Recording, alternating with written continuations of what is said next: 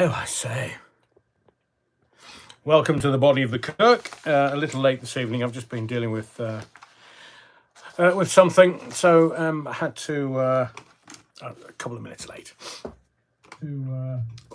Welcome to the body of the Kirk. Make sure that you find a seat. You've got your Battenberg and your the altar wine's free, evidently. I'm a little discombobulated at the moment, but I'll get it back because I'm very keen this evening to do a particular thing. Oh, I say, Reverend, how very could you? Easily, I'm easily led. We're going to do something different tonight. So welcome to Live 156. Welcome to the body of the Kirk. Welcome all the usual parishioners. If you're a first timer into the body of the Kirk, then please let me know in the chat so I can pop your cherry, because we like doing that. It's a thing. And I'm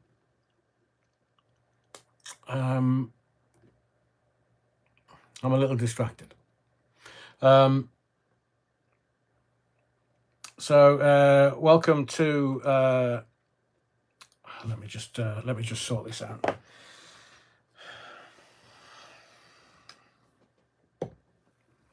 Let me just do this. That's better. I can see much better. It's not a ranty live tonight. Number 156. It is. I've been saying for weeks that things feel a bit weird. Can't quite work it out. So we're going to start in a moment once I've welcomed everyone into the body of the Kirk.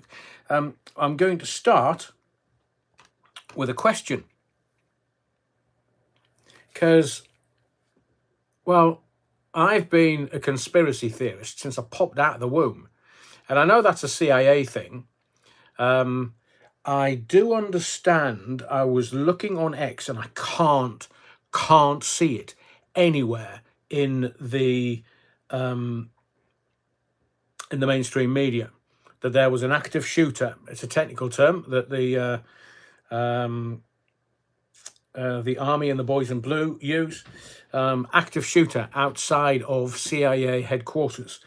It was evolving as I sat down to dinner, so I'm unsure as to whether that's it's a thing, but it was live on X. So let's wait and see what the mainstream media talk about. But we are going to talk a lot about the CIA, the murdering bastards. Technical term, of course. If they can find their one of their parents. So as I say, since I started doing late night phone-ins on radio at TFM in 1989, I was only 5-year-old, you Rowan, before you start. And I do love a conspiracy. It's a CIA word that they used to kind of denigrate people like you and I, the free-thinking people who see through the bullshit. And so tonight, to start, I'm going to ask you one question. This is right at the very beginning, and it's entirely down to you as to where we go with it. But we've now got or some of the JFK papers released. And I was up 3 hours in the middle of the night because when the Americans got online, they went absolutely crazy, go nuts. And I thought, I better see what's going on here. So if I end a little earlier tonight, it's because I was up most of the night trying to work out what it was saying. And all day I've been trying to keep on the JFK tip, so to speak.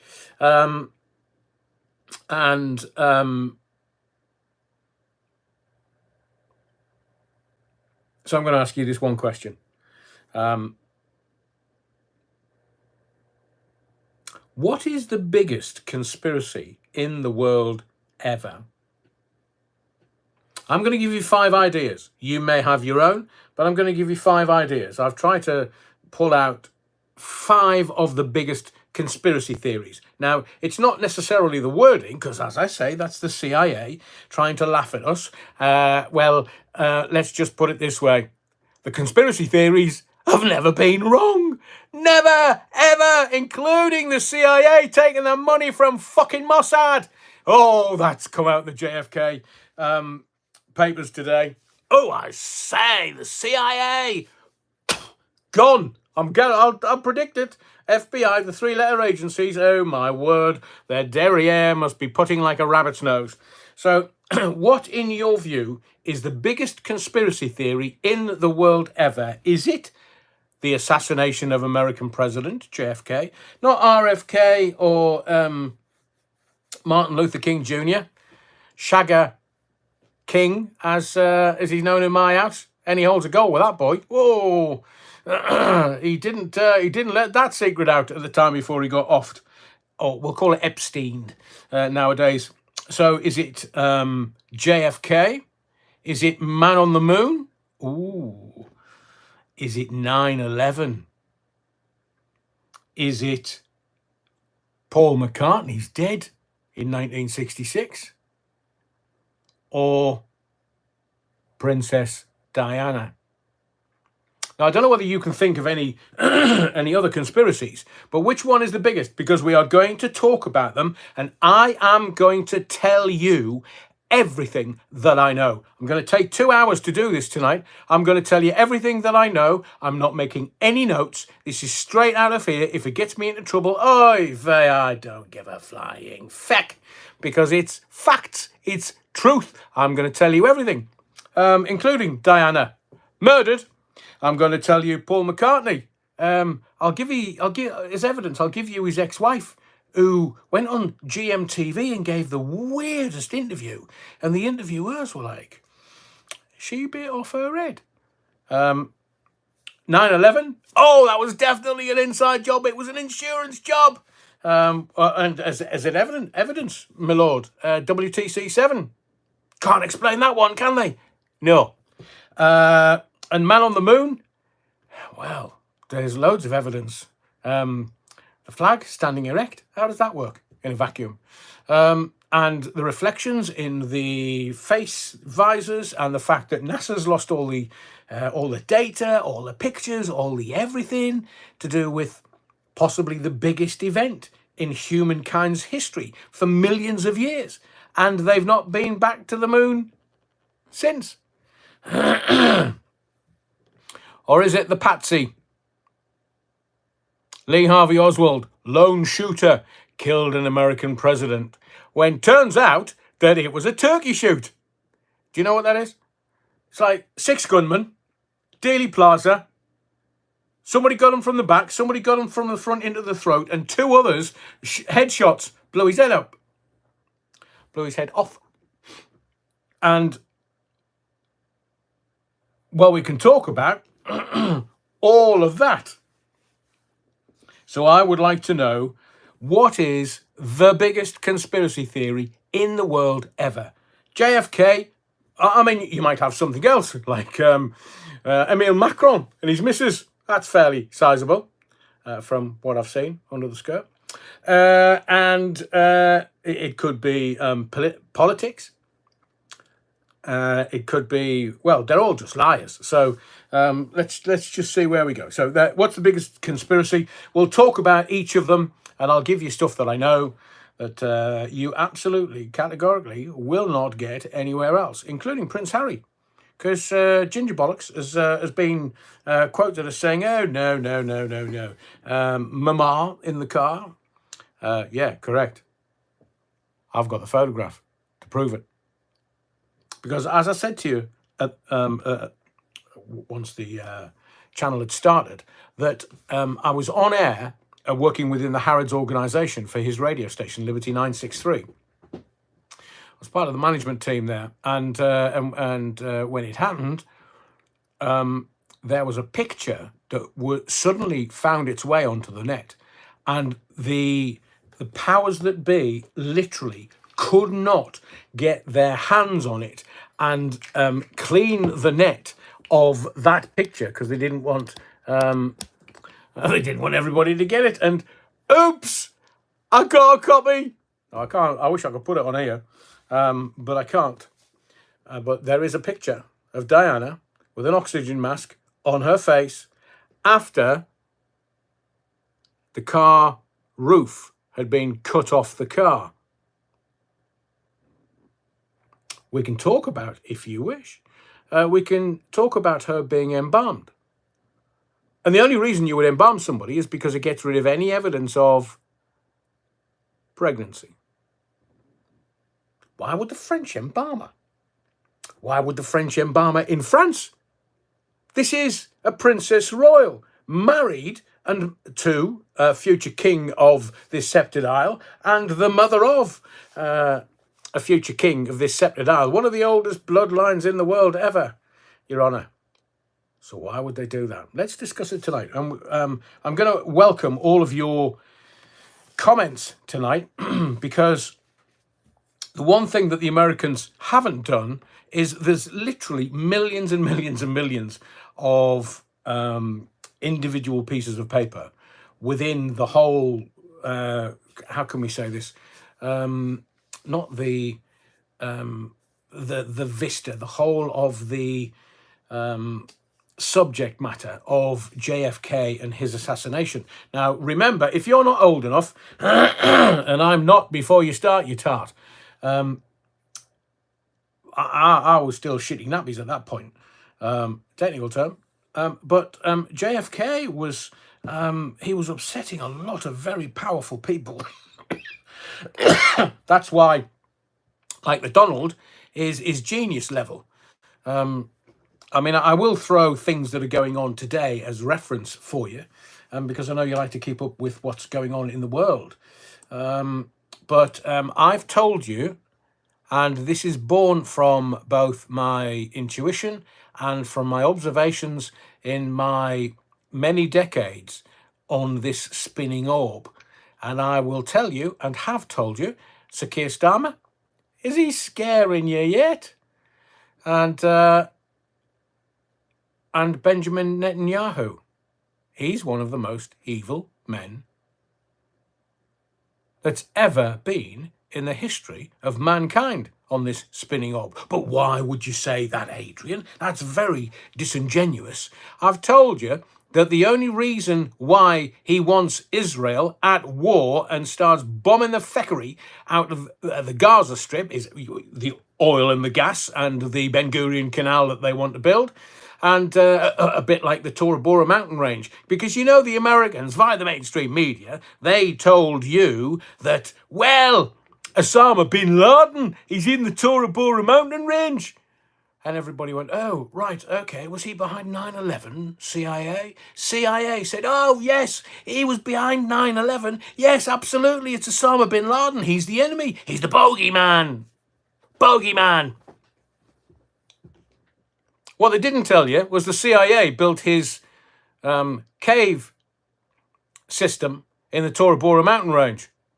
He was a CIA asset.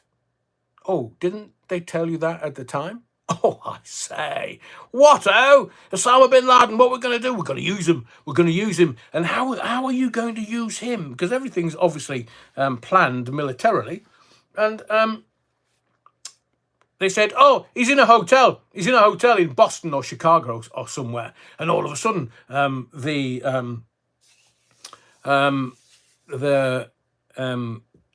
FBI or CIA or whomever it was that was involved turned up with all their guns pointing at reception, and they went in as a brick. That's a military term. The military lads will know what I'm talking about.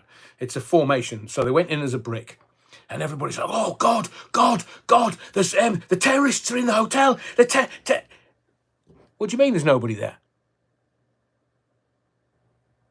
You said, mainstream media, Osama bin Laden and the terrorists were hiding up in that hotel. So we sent people with guns and bulletproof vests and stuff and face masks and stuff. And you said, the mainstream media, that Osama bin Laden was in there.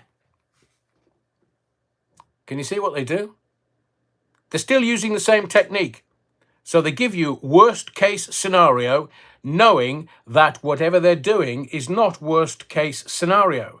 That includes these feckers in the Labour Party, the lying toe rags. Oh, this is going to happen. Oh, that's going to happen. And then Liz Kendall stands up and goes, right, we're going to do this. And everybody goes, oh, hang on a second, I thought you were going to do that. But none of the mainstream media journalists are actually asking her the pertinent questions.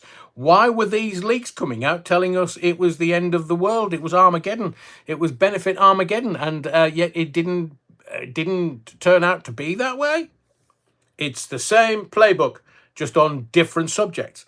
So the Simon this evening, JFK. We're going to talk conspiracies. We're going to talk about murderers, because yet another multiple murderer has decided he wasn't going to go to court-free sentencing.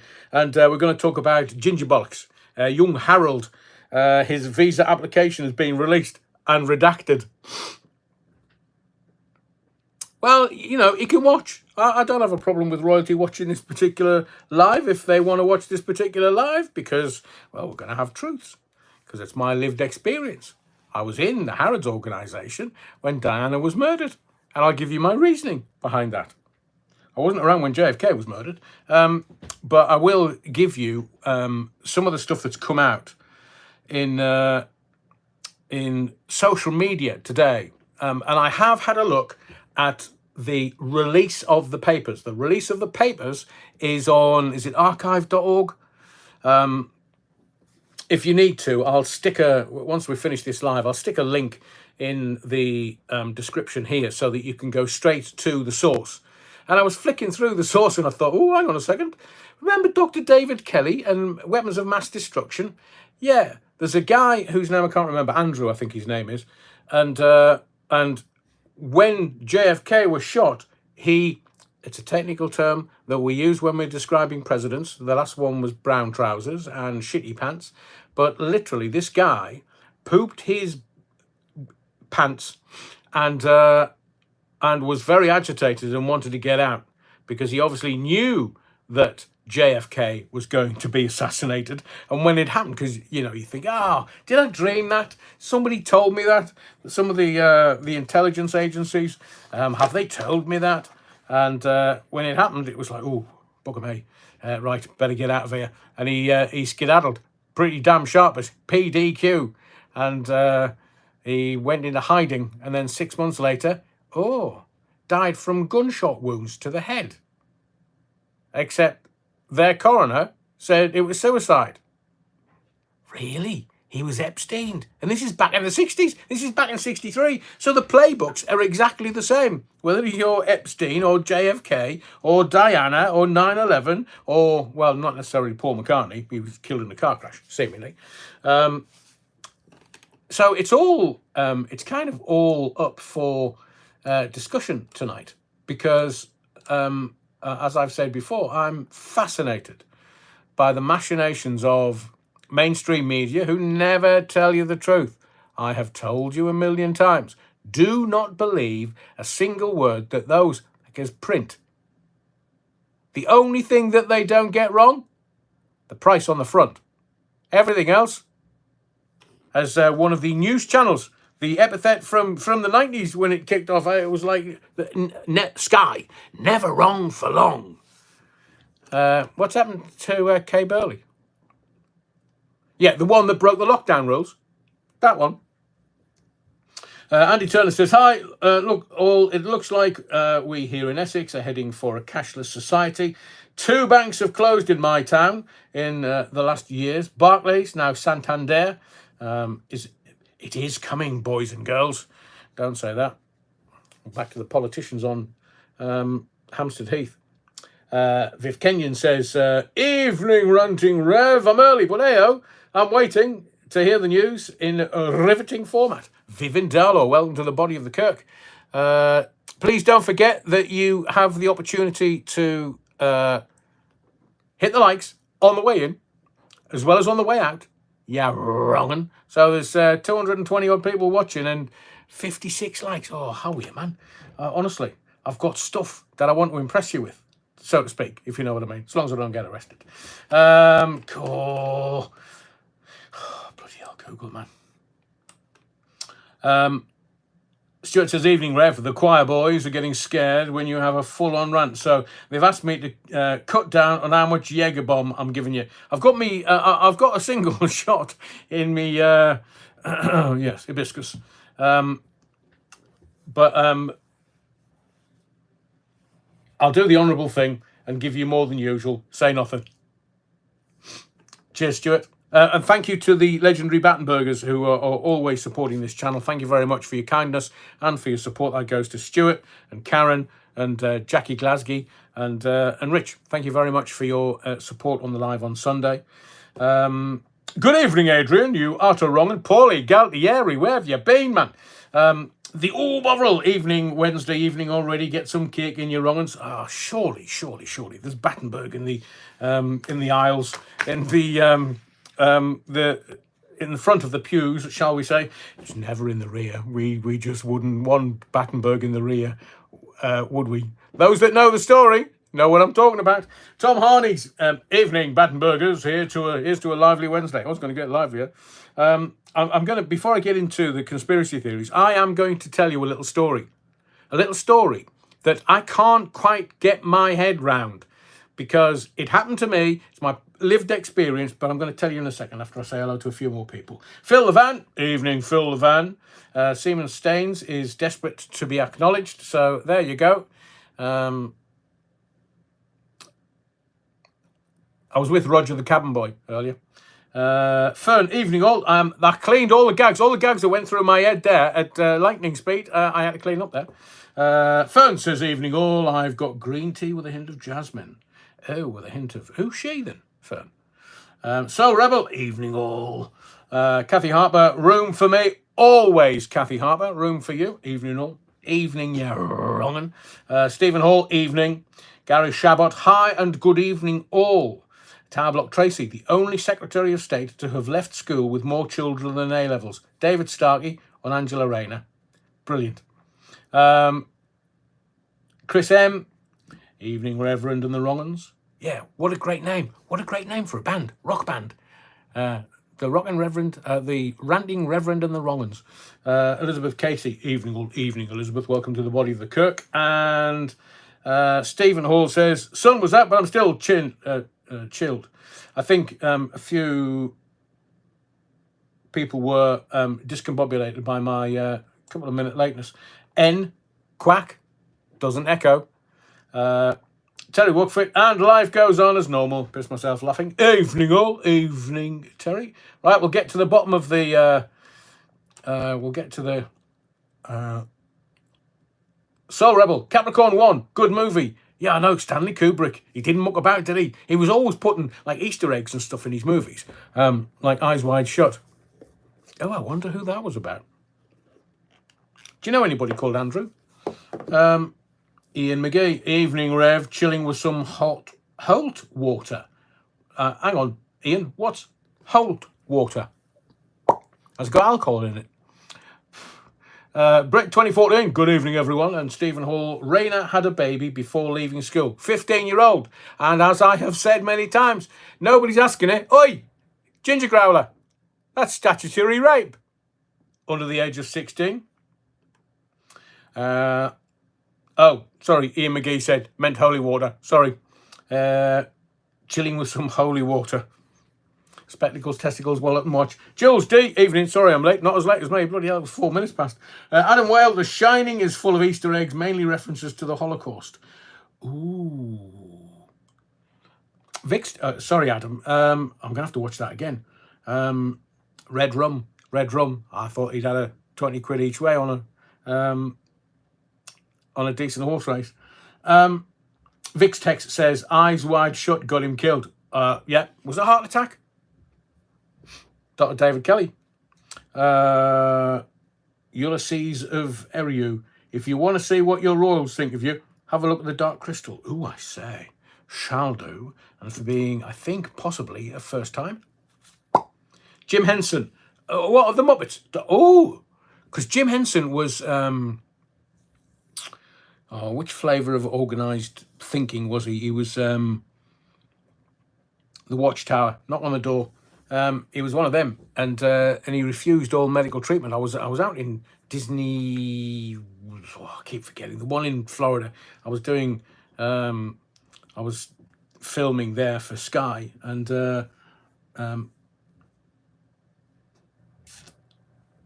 I say I don't watch Room 237. Oh, I will do. Love all this. And Jim Henson died because he refused either a blood transfusion or he refused something, and then died sadly. Alan, thank you, Alan. Jehovah Witness. Jehovah Witness. Ulysses Severiou, he was asked to take part in Star Wars. He worked in the background a lot. Did he really? Jim Henson. Wow. Thank you, English Bottle Cap. So, shall we? So, what do I? Oh, that's right. I'm going to tell you this lived experience, and then.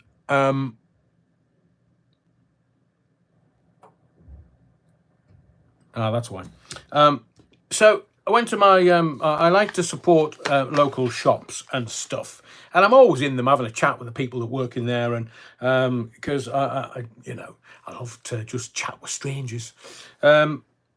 So I go into my local bakery, and I'm thinking, right, I'll have a steak bake ×5, just because Newcastle won some trophy at the weekend. The Jacobite. I never knew Kermit was a John. Jehovah. And so I was in there just buying me stuff. Oh, I'll have one of them and one of them, and yeah, I'll have 2 of them and half a dozen of them. Can you put them in the bag for me? And the guy standing next to me, it's a bakery thing, and he's looking, and he said, "Can I have a vegan sausage roll, please?" I nearly dropped all me swag, all me sandwiches, and all me me strawberry tarts, because I thought, a vegan sausage roll.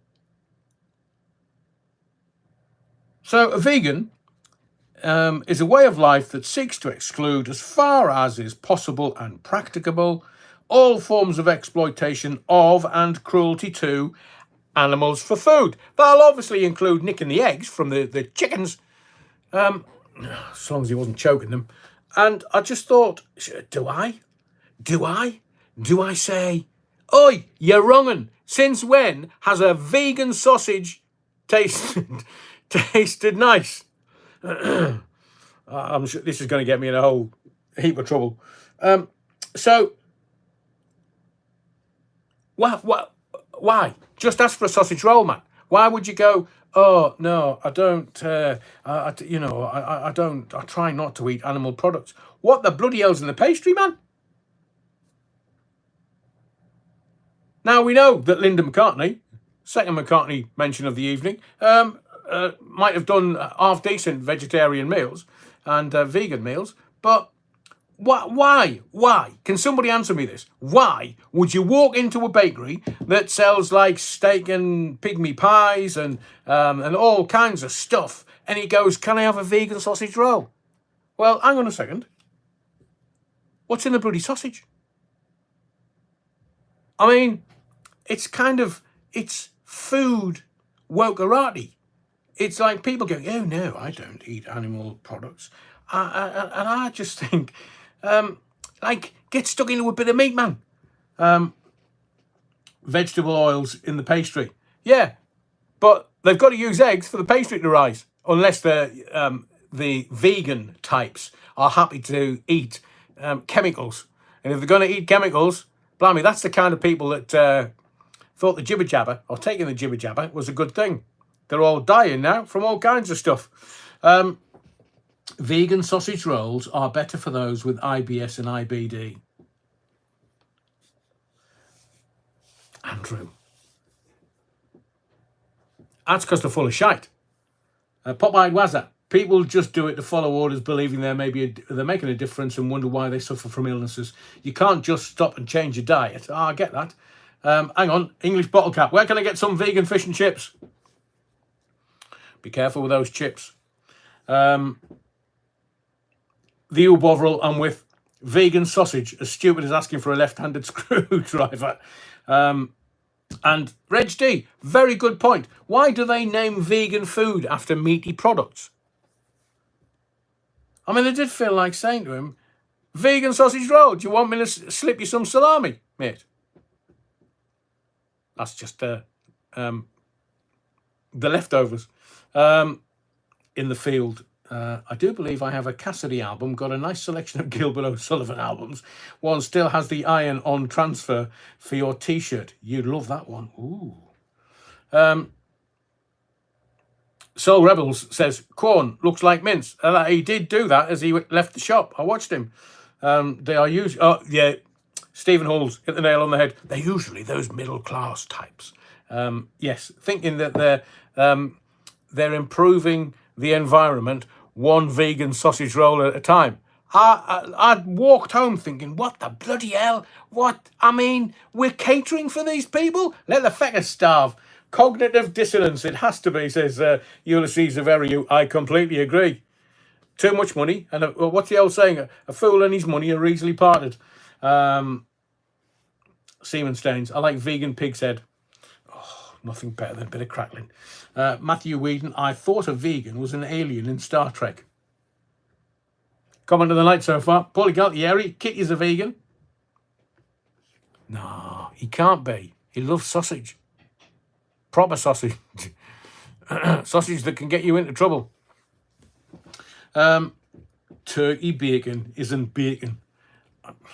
Why?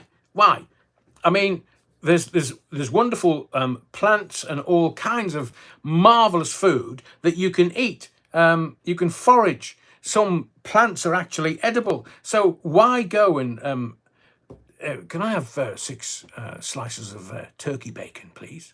What the actual, mate? Is that because you're not eating anything with a cloven foot? Garen Davis, you're wrong. Vegan pork scratchings, nom nom, Popeye, Wazza, what? Yeah, they don't exist, man. They can't. How do you get that crackling? Jackie Glasgow, having been on low carb for a few years now, veering on carnivore, my HDL and triglycerides are optimal for the first time in decades. Brilliant. Yeah, I think we need to release the sausages tonight. Thank you, Ulysses Averiu. So let's let me find all the. I've just got so. As I say, there's an active shooter outside the CIA headquarters. I think that's going to be squashed. It will be squashed. Netanyahu, quote, this is just the beginning. Over 400, including women and children, slaughtered. For what? Netanyahu, at the point, so while he's a war prime minister of Israel, he can stay in post. But when the war stops, he has to leave the post. And because he will have left the post, then the Israeli people are going to have him in court. So he's in the shite, basically. And he needs the war to keep going for as long as possible. So that's why they're slaughtering the Gazans, because of Netanyahu's ego. Told you. Death, women and babies, in the name of a politician's ego. Who would have thought? Chatty Glasgow. Oh, yeah, man. Reverend, release the conspiracies. I'm about to. Ray Norton, Starmer likes halal. Halal, Ali? Is that the same as Mohammed? Mike's Alligators. Adrian, when are you going to bloody fix your camera? I've no idea. We've tried. We've tried every which way. And we have no clue why it is reversed. Went out to Malta for a week and come back and it's reversed. And it's in YouTube. But somebody did say that Andy the Gabby Cabby had exactly the same problem and fixed it. So not quite sure how he's done that. But thank you for your concern, Mike's Alligators. Andrew James. What is shawarma meat made of or from? Chicken. Oh, have you never had a chicken shawarma? Fantastic. Especially in Jerusalem. Oh, let's say I'm beginning to salivate now. You're wrong. Starmer likes halal sausage. Up the Marmite motorway, seemingly. Jackie Glasgow, it's good for the brain. Stave off dementia. What is not eating? I was thinking about doing a 3 or 4 day water fast coming up, just to reverse things that I need reversing. Not my sexuality, obviously. So let's get on to conspiracy theories. We'll start with Adrian, are you gaslighting us with your backwards t-shirt? So rebel. No. Can you see that? I'll leave it there for a few seconds. History of rock, it says, and it's got all the best rock bands on there. It's one of my favourite t-shirts. I only wear it for special people before you start. They all connect or are interconnected. CIA have put a bug in your camera. Conspiracy theory. Super Ted. Yeah, right there. So I'm going to ask you another question, and this is for shawarma as a method of cooking meat. Any meat, you could even have pork shawarma. They decided pork was okay. What, in Jerusalem? Can you imagine me in Jerusalem? Have you got a pork shawarma, mate? I'm from Sunderland. We eat pork shawarmas in Sunderland. Stuart says I've been doing IF for 2 years. Really, are you 16-8, Stuart? It works for me, mind you. That's because I was brought up starving all the time. And the URL under the control button is there listed a function called mirror image. There is, not here, but within the phone, within the settings of the iPhone, I've gone in and changed it. Then restarted the phone, recorded a little video for my own entertainment, if you catch me drift. And it still doesn't change. It's kind of, I don't know whether it's within the YouTube settings, which I'll have a look at. I promise you, I'm on the case, and I will try and sort it out. So, not all of the JFK files have been released. Some are being held back. I said at the beginning that there's like millions and millions and millions of pieces of information around the JFK assassination. And it looks like that the Warren Commission got it absolutely wrong. And that's highly unusual for the Americans. Well, I mean, they all think that they're John Wayne. But they're not releasing all of the papers. Some are being held back. The key theories that have been released include CIA involvement. You don't say. Connections to organised crime. What? Meyer Lansky and the Mafia? Oh, I say. Wasn't it around JFK's dad who'd gone to Meyer Lansky and said, look, Meyer, can we count on your vote? And, you know, the lads, the Italian lads, can we count on your vote? And Meyer Lansky was like, yeah, sure. And JFK gets in as president, and then Daddy Kennedy and JFK were balls out going for organised crime. So he made a few enemies. The CIA weren't best happy with him. And you know this thing, Pop Wide Wazza says, mirror front camera in iPhone. We've tried both ways, Pop Wide Wazza. But what I will do for Sunday, the setting that this is on here, that is reversed, I will change it. And then we'll do the live on Sunday. And if that works, I'll have to buy everybody some bloody Battenberg for the next live. Ororkida, any connections to LBJ? Yes, Ororkida, because there's a bit of footage that I saw whilst doing research for this, where LBJ is on Air Force One with Jackie Kennedy, and she's still got bits of JFK's brain all over a very nice suit and attire. And LBJ gets a wink from a guy. I mean, I don't know what he was into, but LBJ got a wink from one of his right-hand men at the back of the crowd that was on as he was being sworn in. Can you imagine a Democrat being assassinated by the Democrats? How badly did they want him gone? Lansky, Jewish mob. Well, Paulie, so they're saying that CIA, organised crime, LBJ, APAC, Jewish, they were, so that's all come out as this. And I think what I'm going to have to do is the initial just onslaught of everything, and literally the internet has melted today. because they're trying to get the one piece that will tell everybody, oh, bloody hell, it was them. It was them. But you are aware that poor Lee Harvey Oswald was a lone gunman. We've been told for 61 years Lee Harvey Oswald was a lone gunman who shot JFK. Well, he didn't. He had nothing to do with it. And they're saying, oh, well, he went down to a communist embassy down in Mexico a couple of times to get a visa to go across to the USSR, Russia, USSR.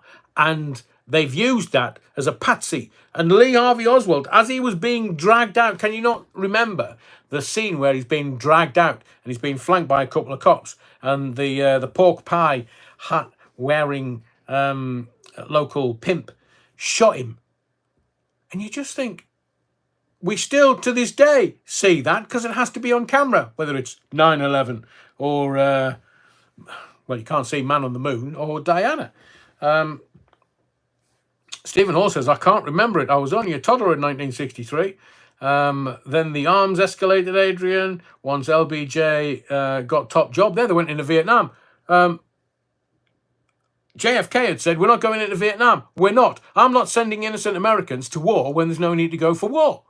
And then he's shot, and all of a sudden, LBJ's got America into Vietnam. And they stayed there for quite a while until Tricky Dicky went, oh, I'm bringing them home now. So, who, I'm going to ask you the question, and now Jack Ruby, a patsy. No. Lee Harvey Oswald was the patsy. Lee Harvey Oswald knew that he was being set up. But it was Jack Ruby that came out in the pork pie hat and went, right, you're wrong. And poof, there you go. Poof, dead. Poof, dead. And all these CIA operatives were standing around him, as in were standing around with Lee Harvey Oswald, and allowed Jack Ruby to get to him.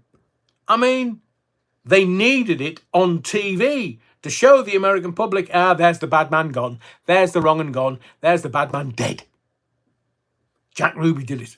Did Jack Ruby die in prison of syphilis? Because I know he was a bit of a pimp. He was a bit of a boy. Ghetto defendant. Jack Ruby was told to do it. There was no trial. I know. Couldn't have anything coming out. Any of the truth coming out. Weren't me, Your Honour. No, I wasn't even there. I was there. Well, and I think somebody that had connections to people in the CIA and or Cuba, they got Lee Harvey Oswald the job at the book depository store. They got him the job there just a couple of weeks before, and they reckon he set up this nest. And you can go to the book depository store and you can see the nest as it stands. I mean, obviously they've got glass up so you can't touch it or anything, but you can go as a tourist attraction to see where Lee Harvey Oswald was alleged to have shot the president. Well, that's going to go through the floor. If you pardon the pun, it was meant. Stuart says, my dad was born in 63. Oh, youngster, Stuart, youngster. Stephen Hall says, 63, the year Doctor Who started. Yeah, it's finished now. The BBC murdered it. So, Rebel, the French did a runner, leaving the mess. Oh, I say. What? John Peel was there at the same time. Matthew Wheaton, was he? I just know that... Terry, thank you. You're the best researcher we've got on this channel. Ruby died of a pulmonary embolism, had been admitted to hospital with pneumonia. Dr. David Kelly.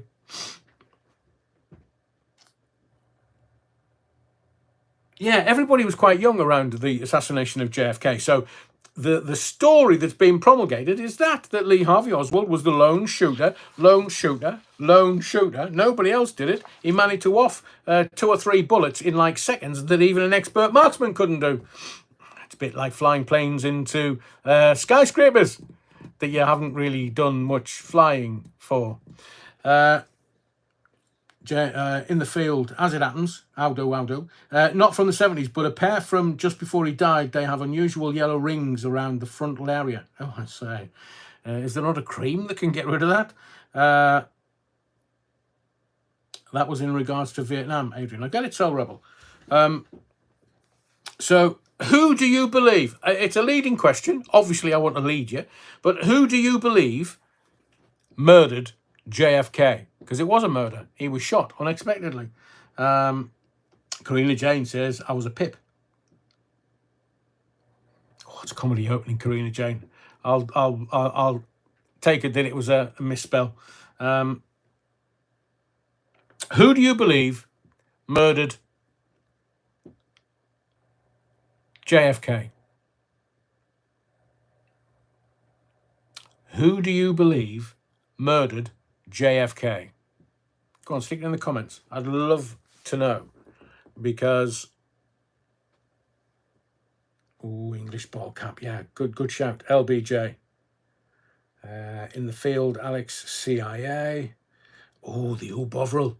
You're on the case. The big world bankers. Karen says CIA. Pete Waterman, Hitman and Her. Oh, never mind, says Andrew James. Tom Harney's Mafia, CIA. Two Gits in a Car, James Files. Alien, says N. Ooh, interesting. Orokida. Jules D, CIA, Orokida. I've heard Roger Stone suggest LBJ at least orchestrated the cover-up, and I kind of subscribe to that. LBJ, what does that stand for? Adam Waite, KGB via Cuba. Ooh, good one. Dominic Beresford, you've heard the same rumours as I, Dominic. Woody Harrelson's old man, hidden in a drain. Yeah, so I'm probably going to have to make a separate video for this, because all of my, all of the information that I've got is kind of screen grabs and stuff, so that I... exactly that. Jackie Onassis did. Well, they reckoned that it was Jackie Glasgow, James Bond, behave, Vix Tex, Alan Dulles. Interesting shout. Linda Lewis, the CIA. There was 6 shooters on that turkey shoot. Now, a turkey shoot is target in the middle, and you've just got all these different angles and different places, and people hiding on the grassy knoll. Now, seemingly, the guy that was on the grassy knoll came out and confessed he was wearing a policeman's uniform. And there's been this, for years and years and years, they've tried to analyse some of the film that was recorded on the day. Not necessarily the Zapruder film, but they said there was a policeman there. Eyewitness accounts, there was a policeman there. And he had a rifle over the picket fence. Oh, JKK, it was a film set. He did not die. Oh, I say. Is that a bit like Epstein? He's probably living in South America at the minute. Blimey. Nicholas, our man Flint, remember that? Zapruder. And it was the Zapruder film that they tried to get the... they said that it was the driver or the passenger to the driver in the front seat that turned around and shot him. Nah. So, there's a 6-man team on this. And I will tell you, Trump needs to be careful. I agree, says Stephen Hall. Terry Wookfit, front passenger in the protection detail in the car behind did fire the M16. He never handled one, so he says. Ooh, Jules D. There's a photo of Bill Paxton as a child sitting on his dad's shoulders waiting for JFK. JFK Jr. dead? Yeah, in a plane crash. In a plane crash. Now, RFK is, I think it's his nephew because it was his uncle. And you've got Bobby Kennedy, the brother of JFK, who was also taken out. And RFK is now saying, because he's one of the elite within Trump's government, he's now saying, yeah, well, my dad was shot from behind. Not, is it Sirhan, the assassin? Not from the front where Sirhan was. And there's burns on his body where the gun was put right to his skin. So, CIA's getting a good one. Soul Rebel saying good Coburn movie, Nick.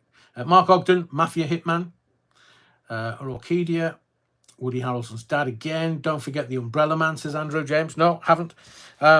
So the blob, the amorphous mass that is the go-tos are saying that it was, so there was 6 shooters on Dealey Plaza. because they had to go through Dealey Plaza. And the usual suspects are the CIA, mafia, organized crime, Mossad, and the Democrats, killing Democrats. LBJ was in on it because he wanted the top job. I mean, can you imagine how evil you got to be like a vice president and then want the top job? We haven't seen one of those before, have we? The Warren Commission decided that Lee Harvey Oswald was the patsy. But CIA, mafia, Mossad, Israeli intelligence services, and there's a theory that Mossad were looking after it because JFK was cutting off the supply lines of the money, AIPAC, to American politicians from Israel. Israel, at that point, Ben-Gurion was around at this time. Now, Ben-Gurion was one of the original Israeli freedom fighters. That's why they call the airport after him. He was one of the original freedom fighters for Israel. And Israel was still a very, very young country. And Ben-Gurion was even asking questions around that time. And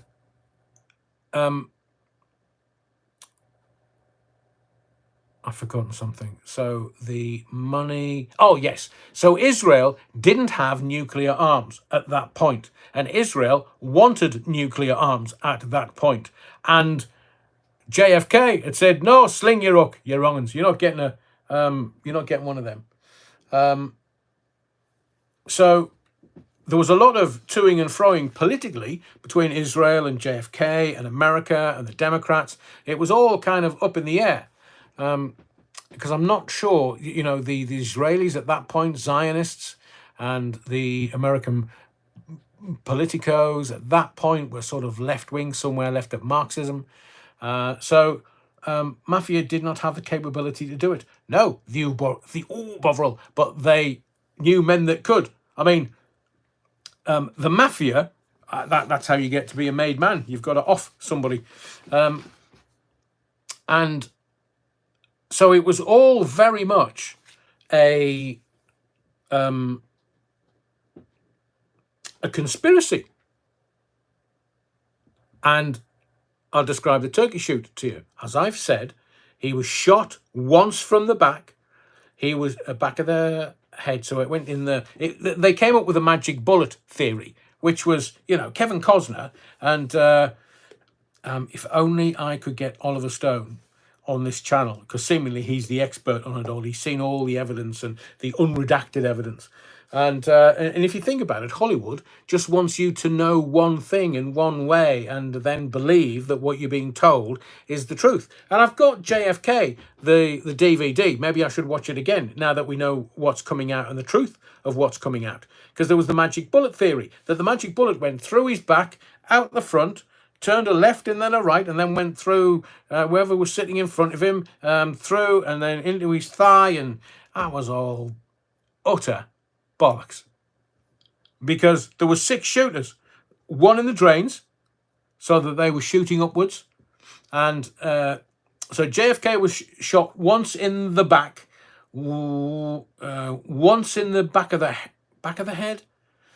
He was shot once in the throat, which is why he went like that, because somebody shot him in the throat. And then 2 different shooters shot him in different bits of the head. So it was, and this, it's the cover-up that the American people are upset about, bizarrely. Not that their president got offed, got shot and assassinated. Soul Rebel says, bloody hell, it was like an OK Corral. There were 6 shooters, not 1, 6. And that's why dead men can't speak. That's why Jack Ruby came out and shot poor Lee Harvey Oswald. And then the American intelligence agencies just went, oh, look, we found this. And we found this newspaper. And we found this picture. It's a bit like 9/11. Oh, I found his passport.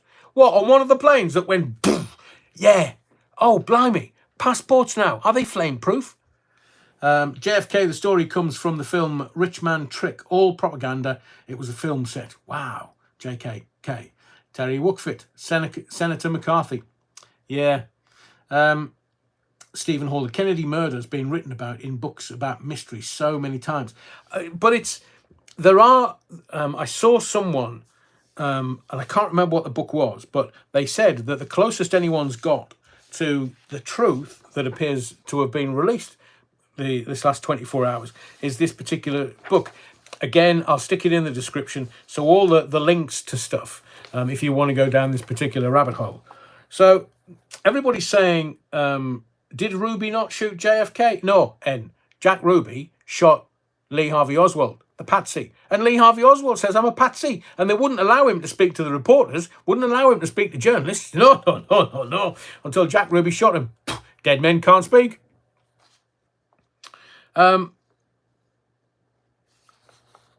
So if you think about it, and we can go to Diana if you wish. I am going to continue. In fact, I'll leave that till later. I'll leave the Diana stuff till later, because what I'm going to tell you is contentious. Andrew James says, I loved how the media made it out that Afghanistan was preemptive, possibly, when they broadcast the tapes from a camcorder and claimed it was bin Laden. Yeah, right. It was the CIA, man. And remember, there's trillions and trillions and trillions of dollars gone missing via the CIA. So they're into regime change all over the world, and they're doing all kinds of stuff. And if I don't make the live on Sunday, you know what's happened, don't you? Stuart says, leave the links. I'll have a look tomorrow. Brilliant. English bottle cap. Jack Ruby had a vegan pork pie. Brilliant English. Vix text. And the Jack Ruby was given cancer. Did he die of cancer? I'm trying to think which mafia boss died of syphilis and I can see him in prison in Chicago. So Rebel, don't know what to believe about anything nowadays. Yesterday's conspiracy keeps turning into today's truth. I know not one of the conspiracies have been wrong. So CIA, Mafia, Mossad, Democrats, LBJ, all of them. Al Capone. Thank you, Tom and Seaman Stearns. Stuart, I'd like to hear your take on Diana. I will do in this live tonight. I'm not stopping the live until I tell you. Rusty's Roamings, the small channel. Al Capone. Yes. Scarface. Died of syphilis. Thank you, Terry. And Andrew James. Mark Chapman was a patsy. Many people say Chapman was not even a fan of the Beatles. Was that MK Ultra? Are we going to go down the MK Ultra rabbit hole tonight? This is programmable assassins, seemingly, and John Leonard, one of my personal heroes, because he just working class hero. He was influencing the kids. I mean, it was the 60s and the 70s, and America did shit themselves when the Beatles appeared, and they just wanted to get off their tits on weed. Interesting in the field. Says Lee Harvey Oswald, MK Ultra, LSD, off his tits. That's another rabbit hole to go down. So the US government killed its own president in broad daylight 61 years ago. And part of it, I've told you about Israel and wanting, because Israel now have nuclear capabilities. But what JFK wanted to do was keep a United States fiat currency, fiat meaning paper currency. We have it here. We have a fiat currency. It's called the pound note, or you only get pound notes in Scotland now. But £5, £10, £20, £50, it's all fiat currency because it's paper currency. But America, I'm going to say this to you again, America killed its own president in broad daylight 61 years ago. I mean, if you go back to the Romans, they were knifing poor Caesar, and he's back at too, brute, eh? Yeah, right. No stab vests back in good old Rome in the Senate. But that's why it was so shocking at the time, because nobody had ever witnessed something like that. Nobody had ever seen or heard, apart from maybe the Caesar assassination, nobody had heard of it. But the American president, the most powerful man in the West, Khrushchev, he told the Americans, somebody's going to off your president, by the way. And the other reason why JFK had to be taken out, Not only because he was banging, technical term that we use in radio, not only was he having his wicked way with Marilyn Monroe, but he wasn't allowing the Israelis their wicked way, doing the same thing that he was doing to Marilyn Monroe, but also he didn't want the Federal Reserve to control the American dollar. So when he died, America stopped printing the United States note, the fiat currency, and then went and was replaced by a Federal Reserve note. And since that day, the Fed has controlled the dollar. Until today, of course. If you are into or understand anything to do with crypto, it's very difficult. The entry barrier is, God blimey, I don't understand it. But today, Ripple, the company, with 3 coins, XRP, XLM, and HBAR, the SEC, Securities and something Commission, Securities and Exchange Commission, they dropped their case against Ripple. So now I'll make a prediction for you, and I'm leaving this here. 2027. If you can find out how or why, and you've got the odd 50p that you can afford to lose, then 2027 is when XRP is going to go to the moon. Bitcoin, you've heard of Bitcoin, it's going to stay there as kind of the digital gold reserve. But XRP is going to be used by the institutions. Similarly to 1963, when the Fed said, oi, no, we will publish our own Federal Reserve note. JFK wanted to stay with the United States note. Go and have a look. That's what it says on the notes now. And from that day, the death of JFK, America changed forever. And this is the genius of Donald Trump. He's coming into power and he's saying, I'm going to make America great again. I'm going to, crypto, American crypto, it's going to be the #1 destination in the world. And what's going to happen is there are 2 coins. And just watch. I mean, if you don't understand it, just watch for the pricing of 2 coins. One, XRP. That is going to be used by the institutions to transfer money and wealth around the world. And because you and I are going to need, look, the Bank of England are going to issue a digital currency. Europe is already in the throes of creating their digital currency, because you're going to need an ability to buy stuff on the high street in the shops. Now, at the moment, you're allowed 100 quid credit, just tapping. That all came in with the jibber jabber and lockdowns. Convenient. It used to be 25 quid. And then it went to 35. And then within sort of 6 months, whoa, we're up to 100 quid. Just tap, poof, gone, done. Now, you're going to have XLM as the coin for your transactions on the high street. With the shops on the high street or the supermarkets, it's going to be XLM. So mark my words. If you want to get it, I mean, I haven't got a pot to piss in, so I kind of understand it, but I haven't got anything to stick in there. XRP is going to be the banks and their way of transferring money around the world. XRP, XLM and HBAR are going to be the way that you will buy your goods from supermarkets and on the high street, the digital currencies. And America is getting in there before anybody else, and it's the ISO 22-2000 that it's the American coins that are going to get in there first, and that's why Donald's in there. But I would guesstimate it's going to take about 18 months to 2027 for everything, the regulation, the regulatory framework to be put in place, and the banks and all the establishments. It's not the right word. I can't think of it so quickly tonight. But the institutions, that was the word I was looking for. The institutions are looking to buy in dirt cheap. Now, just before Christmas, XRP was down at about 30 odd cents, 30p in the UK. It's now trading at $2 odd. So if you bought, say, 1,000 XRP, it would have been worth about 300 quid. Now, if you want to buy 1,000 XRP, it's going to cost you $2,500. Can you see the profit margins? And they're going to play about with this. It'll go up sometimes, it'll go down sometimes. But that's why there are problems with hedge funds selling off their stocks, because they can see what's coming. Digital currencies, whether you like it or not. Look at that liar, Starmer. Look at Ursula von der Leyen, bitch. Do you know that nobody elected her? She's just there. She's the head of Europe, and she's just there.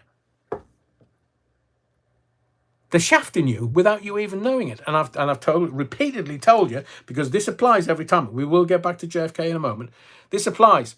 You put a frog in a pan of boiling water, it jumps out because the water's bloody warm. But if you put a frog in a pan of cold water and then turn the heat up, boils to death. Fact. So what they're doing to you is touch your toes, Mr. Allen. You won't feel a thing. What, are you going to use loads of lube? No. We're going to do it without the lube and you won't feel a thing. And you know that the WEF have told you you won't own anything and you'll be happy because they are going to control. And Tony Blair, the evil one, Tony Blair wants to have your digital ID and run your digital ID. And remember, if you haven't got a digital ID, you won't be able to travel. You won't be able to buy stuff. If you are not kowtowing to the zeitgeist, the political thinking of the time for whichever political party will be in power, Labour, then they're just going to tell you, no, I think you said something on that Theatre of the Mind the other night, calling the Labour Party. So, right, we're going to cut you, we're going to cut your benefits off.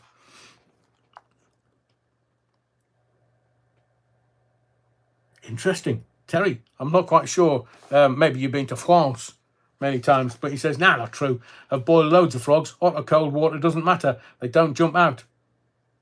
I'm sure I would. Stephen Hall says, Dark Lord Blair. Charles Linton, Google it. Because I can't say it on here. I keep telling you this. I can't say it on here. Can you imagine? So JFK was dealing with the Israelis, was dealing with the mafia, because he was him and RFK, Robert Kennedy Jr., were going after organised crime, and the organised crime wasn't best happy. And the CIA, look at all the regime change around the world that they had their naughty little fingers in. Which way's the wind blowing? So America changed forever when JFK went, because they just reversed all the things that he was doing. So all of this was going on, and he was fighting on many different fronts. Do you know somebody else like that? Now, Trump, he should be headless right now. He should be in a box 6 feet under. But literally looking at the camera, and he just turned his head. And it was that from however many 100 yards away, from somebody who, well, he was supposed to be like a shapeshacker or something, and he just, played about with guns. That was a marksman lying there, whoever it was. Now, dead men can't speak because he died. Yeah, he was shot. Dead. So nobody, he can't speak. But they didn't want Trump in power. They didn't want Trump doing what he's doing now, because the evil cabal, President Brown Trousers and Camel Toe, they just wanted to kind of get in. He wanted to have another term. He wanted his second term, Biden. I mean, auto pen, all this stuff about these pardons, and it was auto pen. They're all in the shite. Proper doo-doo. Because, well, Joe only knew two things: ice cream parlour and sleep. Oh, no wonder he was brown trousering. And Camel Toe, she raised $1 billion, and they can't find where the money's gone. I mean, how corrupt do you want America to be? Jesus, can you imagine if it would have been World War III, because they just want power, they just want to spend, and Biden, or the Biden family. There's Hunter in South Africa.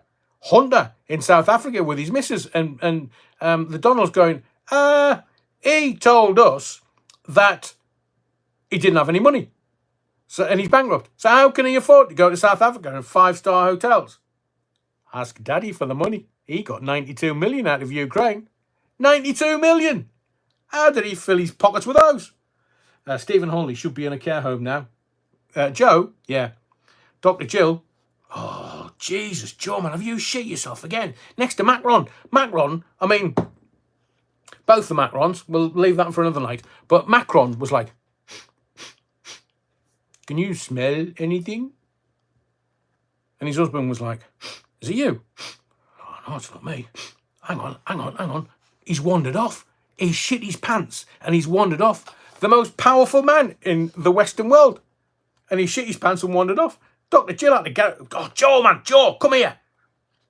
Oh, have you shit your nappy again, man? Come here. We'll go for a wander. Adam, you get it. That's a fantastic comment. Merde. It means shit in French. Bon, Sam, I do still go to bank to draw cash every week. Well, they do say the cash is king, but I am telling you that they don't care whether it's king or not. They're bringing in digital currencies, so they will be able to stop you from buying houses and land and cars, and they want you to subscribe to everything so that you work, and at the end of your working month, all your subscriptions will come out of your bank account, leaving you with that. Remember, Klaus Schwab has told you, you will own nothing and be happy.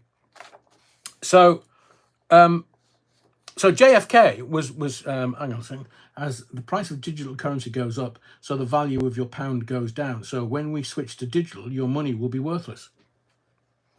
That's why I'm telling you now, Theo Bovril. And I know that what the institutions want, the banks want, is you to think that it's very confusing, digital currency.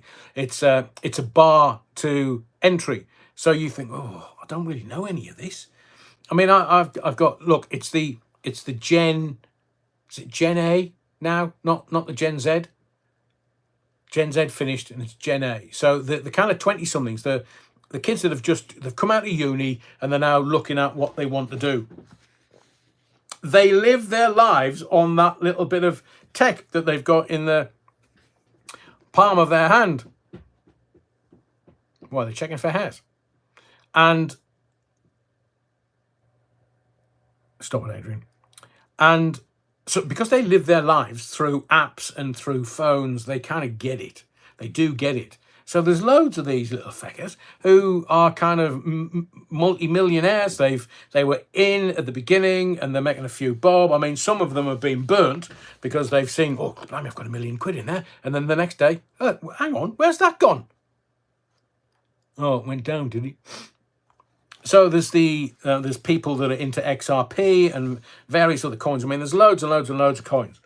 But and I hate to say this, the reason why gold has gone over £3,000 an ounce is because when the tough get going, when the going gets tough, the tough get going, and they take all of their assets and put it into gold. I mean, if only. Well, what are they, Egyptian? But nobody, because everybody's trying to just get through life. And there's curveball after curveball after curveball in one way or another. That's why they want you distracted by the mainstream media. That's why they want you distracted by the telly. They don't want you distracted by this channel, because I tell you some real honest truths. And it is coming. And we don't have long to wait. That the American crypto regulatory framework will be operational by 2027. So that by the time that the Donald is out of this term, if he can arrange it for another term, but he'd be in his 80s. I mean, I know he's a genius, but he'd be in his 80s. They're going to be able to control you. And they'll do it by 1,000 paper cuts. That's why they're doing it, to control you. So you won't be able to go, oh, I've got an allotment and I've got about 2 tons of gold. Because you won't be able to get any. Including Fort Knox. Because remember, they haven't shown you what's in Fort Knox. And they had to borrow a whole load of gold bullion from the Bank of England to put it in possibly Fort Knox. I don't know why they would want a plain load of gold bullion to go over to America. Other than to make sure that you don't catch them out for the gold bullion. Who thieved our gold? There's a book and a film in that. So within 6 months of JFK getting into power and trying to sort America out, it's not what not what your country can do for you. It's what you can do for your country. Terry Woodford, you're wrong. Hope you've been sowing some seeds then, matey. Laughed my arse off. Oi, you're wrong. I stopped that when I was a younger man. Monogamous now. My age? No, I know. Gold bullion on the allotment. I'm not telling you where it is. And so within 6 months, JFK was dead. And you just think, forever, the world changed forever. But I'm going to ask you another question. With JFK, if you've seen any of the reportage or anything that people have been posting to social media, what is the most shocking thing you've learned so far, last 24 hours or so, about JFK and the assassination? What's the most shocking thing you've learned so far? Lauren Taylor, never have so many been manipulated so much by so few. Aldous Huxley, Churchill nicked it. Did he really? What heart?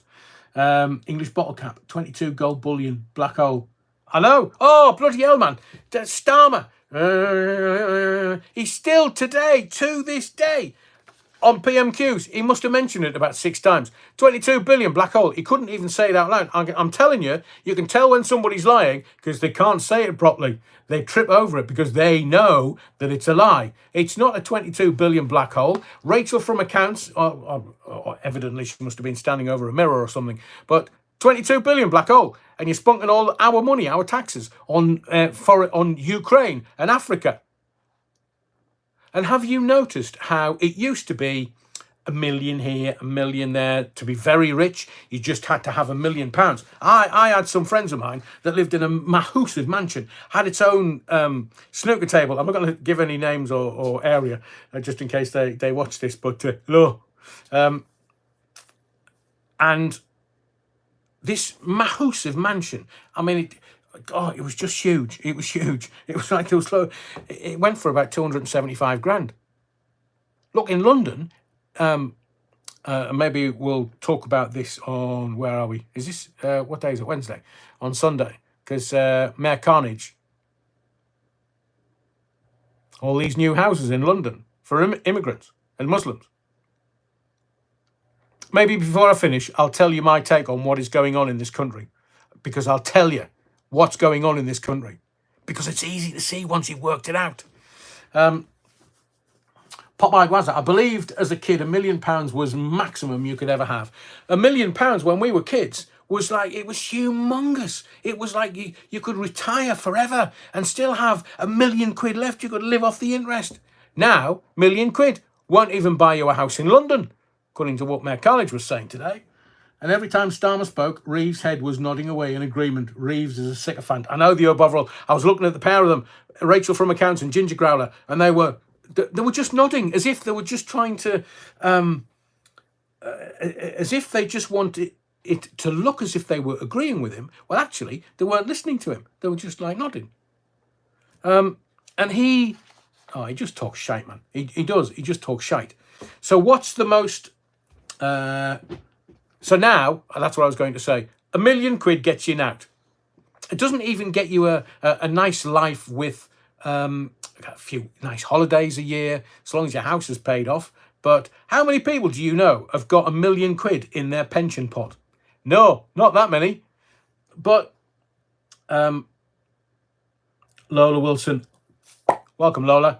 And now they're coming after the needy.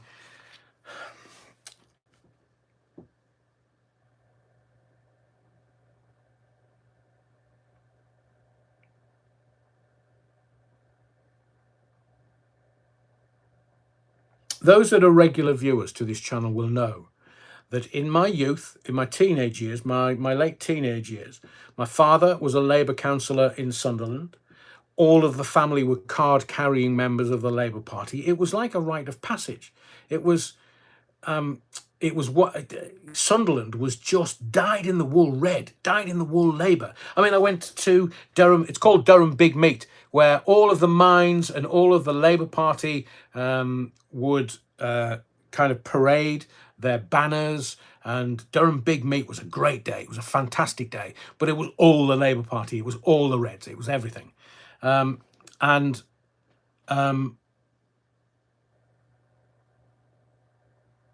This Labour Party isn't I mean, it started with Blair, to be fair, because I didn't recognise that Labour Party that got into power. It was, oh, it's New Labour. And then you've got Slugger Prescott. And then you've got, oh, hello, Mandy. Hello, Mandy. Oh, are you good friends with Jeffrey Epstein? Yeah.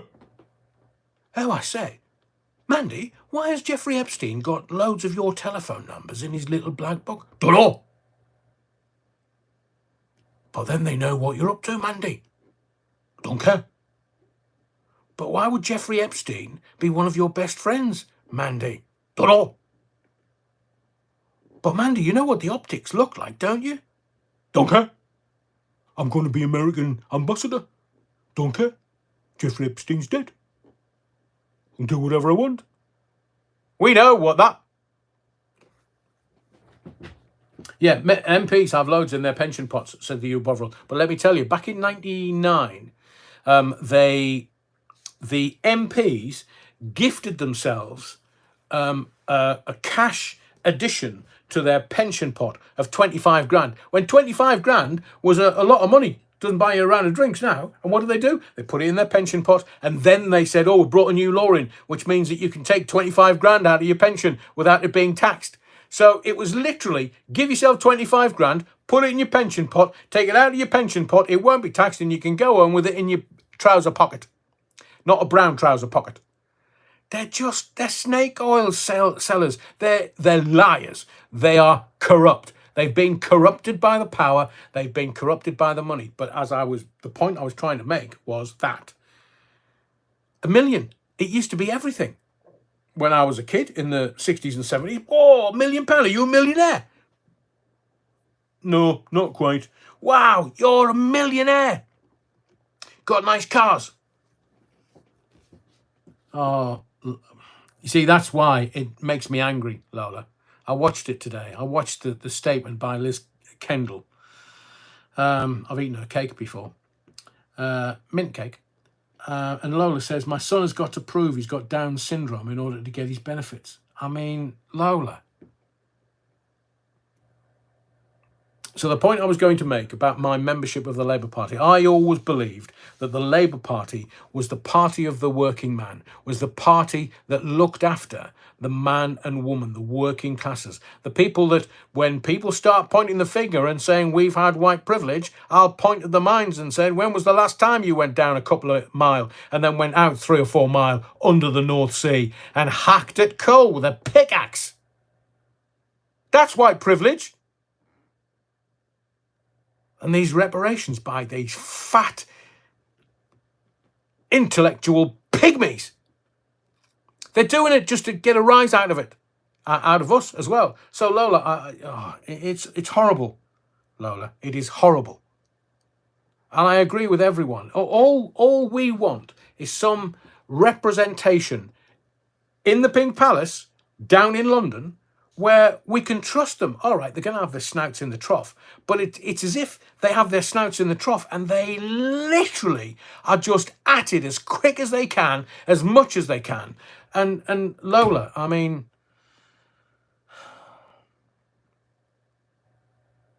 the reason why I'm having to take a moment is because it really fucks me off. The corrupt and what they're doing. Like, there are politicians, we don't even know the size of their family. Politicians, Arthur or Martha, any hole's a goal. And then Ginger Growl, a statutory rape, but they're covering that one up. Rachel from accounts, she's got to have an emergency budget next week. Why would you need an emergency budget if you were capable of doing the budget in the first place? Why would it need to be an emergency budget? Because it's all going to rat shit. And look at America. If we stay on JFK, because it is relevant.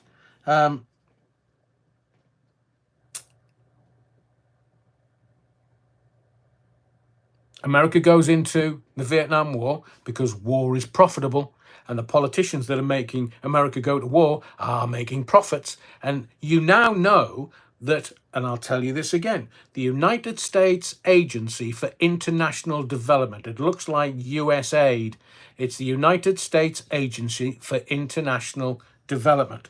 And what the politicians do is they put millions and billions of dollars into non-governmental organizations, NGOs. And those NGOs, because they're getting a shit ton of money, put it back under the table to the politician that sanctioned it. And that's why brown trousers got, and this is admitted by Sniffy Zelensky. Oh, hang on, knock, knock. Who's there? Sniffy? Sniffy who? Ah, well, that's the Ukraine war then. He's not at the bloody front fighting for them, is he? No, bastard. Oh, he'll take the millions. Yeah, he'll take all the money. Thank you very much. And then...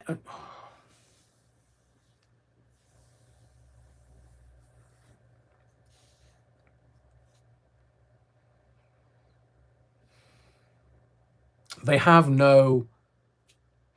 there's no empathy.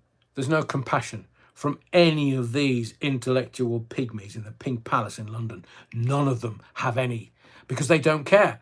They'll only care when, oh, we're putting boots on the ground. We're going to put 10,000 boots on the ground in Ukraine. And your son is going to... has he got his uniform yet? Has he been to Catterick for his 6 weeks basic training? Oh, of course not, no. Daddy's the Prime Minister. No, no, no, no. He won't go to Ukraine. Of course not. He wants your kids to go to Ukraine and then get blown to smithereens. Putin and Trump, they are laughing their caps off at the pathetic Europeans. Pathetic. Because they're trying to sound relevant. They're trying to sound as if they're politicians who know what they're doing. They have not got a fucking clue. So Ursula von der Leyen, bitch, and Sakia, two-tier, free gear, any kind of whole gear, queer as folk gear. They're just after the money. They're not interested in you and your kids or your grandkids. They just want the money. They want the free suits. They want the free glasses. They want free clothes for the missus. Told you again, I think there's problems in their marriage. She is a liberal Jew. Saturday, Shabbat, he said at the beginning of this Labour Party government, I'm not working from 5, 6 o'clock on a Friday until dusk or nightfall comes in on a Saturday. It's called Shabbat. And Saturday, he was hosting bloody meetings. So, Sakia, how are cough. How much did a lack of principles cost? How much did a lack of family time cost?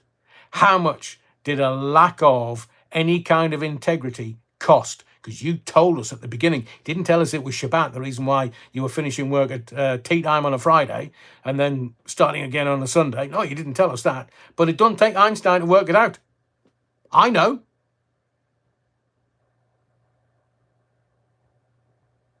And he's wanting to put, Liz Kendall. They're all... I'll give you my view before we get back to the conspiracies, because we might be here all night at this rate.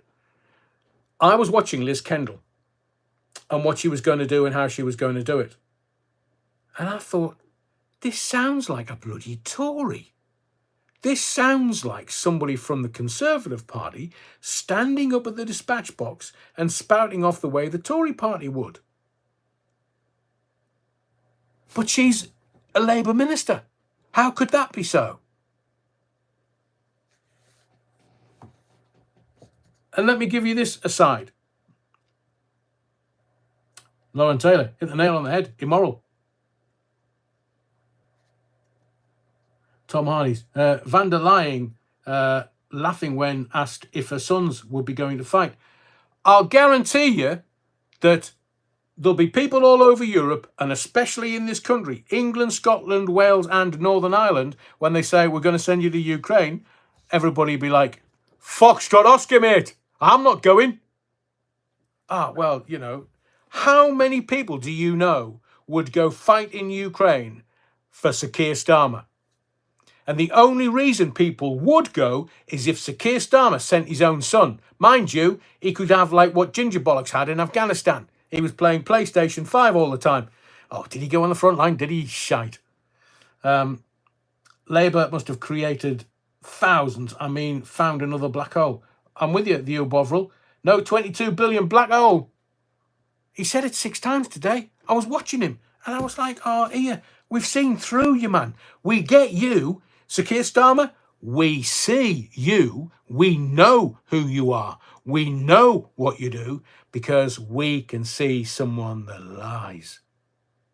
We know from what you said. And I've got the newspapers from just before the Labour Party were elected to this government. Why would I keep those? Because it's full of lies. It's full of Rachel from accounts. I won't overtax anyone, you lying piece of shite. We see them. We see them for what they are. Let me give you a take on reform. Reform, I mean, its very reason for existence is to split the right-wing vote. Now, I don't know whether Rupert Lowe's staying in reform, but can't really talk about any ongoing investigation. But in my view, Farage is controlled opposition. So if reform, the very reason for its existence is to split the right-wing vote, it would give and gift the Labour Party a massive majority to carry out the World Economic Forum's bidding, because you know that was it Kunzberg that asked him? No. He was asked whether he liked WEF or Westminster. It was like Davos or Westminster. Davos! And Rachel Fillman Counts, she spent the whole week in January at the World Economic Forum. So there is an agenda here.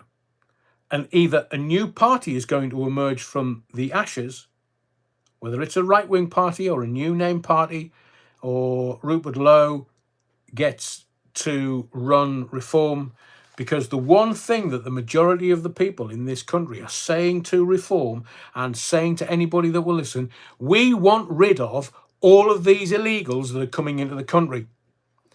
And Farage has shown his colours by saying, oh, no, we can't do that. No, just the illegals. No. He was the man that got Brexit done. And it's the only kind of grift that he's had. Oh, well, we'll deal with the boats. We'll deal with the illegals. And now that Rupert Lowe wants to deal with them, Rupert is he's on the naughty mat. He's on the naughty stare. Jules D, have you seen the video of all the times Farage was rooting for Tony Blair? No, I haven't, Jules. Oh, I bet that's a watch and a half. Stuart says to Orokida, I know, it's so frustrating. Amalia, welcome to the body of the Kirk. I hope you made it from the beginning. Sick of myself now. I think they're getting away with it because we're allowing them to get away with it. So if you look at America's history, to take it back to JFK, America didn't believe that that could happen. That's why it was so shocking. And we have a king in this country that welcomes Sniffy Zelensky and welcomes muftis and all kinds into St. George's Chapel. And who's he just had over that he's met up with? Somebody else that is part of the WEF foundations. Amalia, what you like? Just got here. But what reform is doing, in my view, is splitting the right-wing vote so that Labour can get in after 4 years. And that's why people are kicking off, because they don't want Labour to get in after 4 years. They want Labour gone yesterday because of the chaos and the lies and the subterfuge. And something that hasn't been mentioned, this is just off the top of my head. You know, the Chief Constable of Merseyside Police is retiring, stepping back. Friend of mine predicted it. Day after the Southport attack. Predicted it. So all the way along since the Southport attack, the mainstream media has been manipulated, in my view. We have politicians turning up with flowers. What the actual? I mean, I couldn't work that one out. Still can't work that one out. And then any dissent or reporting, clamped down on, stopped. And then some of the families, some of the people involved in the attacks, they've been allowed to do interviews, but have you seen them? I've not really been allowed to give you those stories, and I can't tell you why. But now it's all being tied up in with a nice little bow. The chief constable's retiring, stepping back. It's a bit like, and I can't correlate the two, but when there is a real awful event, depending on the event, some people have their houses pulled down. So are murders. The houses where stuff happens, pulled down. They say, oh, we don't want the ghouls coming and looking around.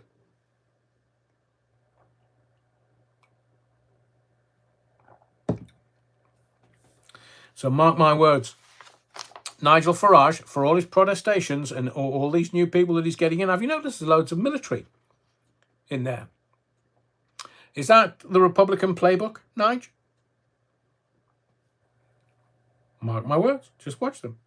See what they did before they got into politics or local politics or mayoral elections.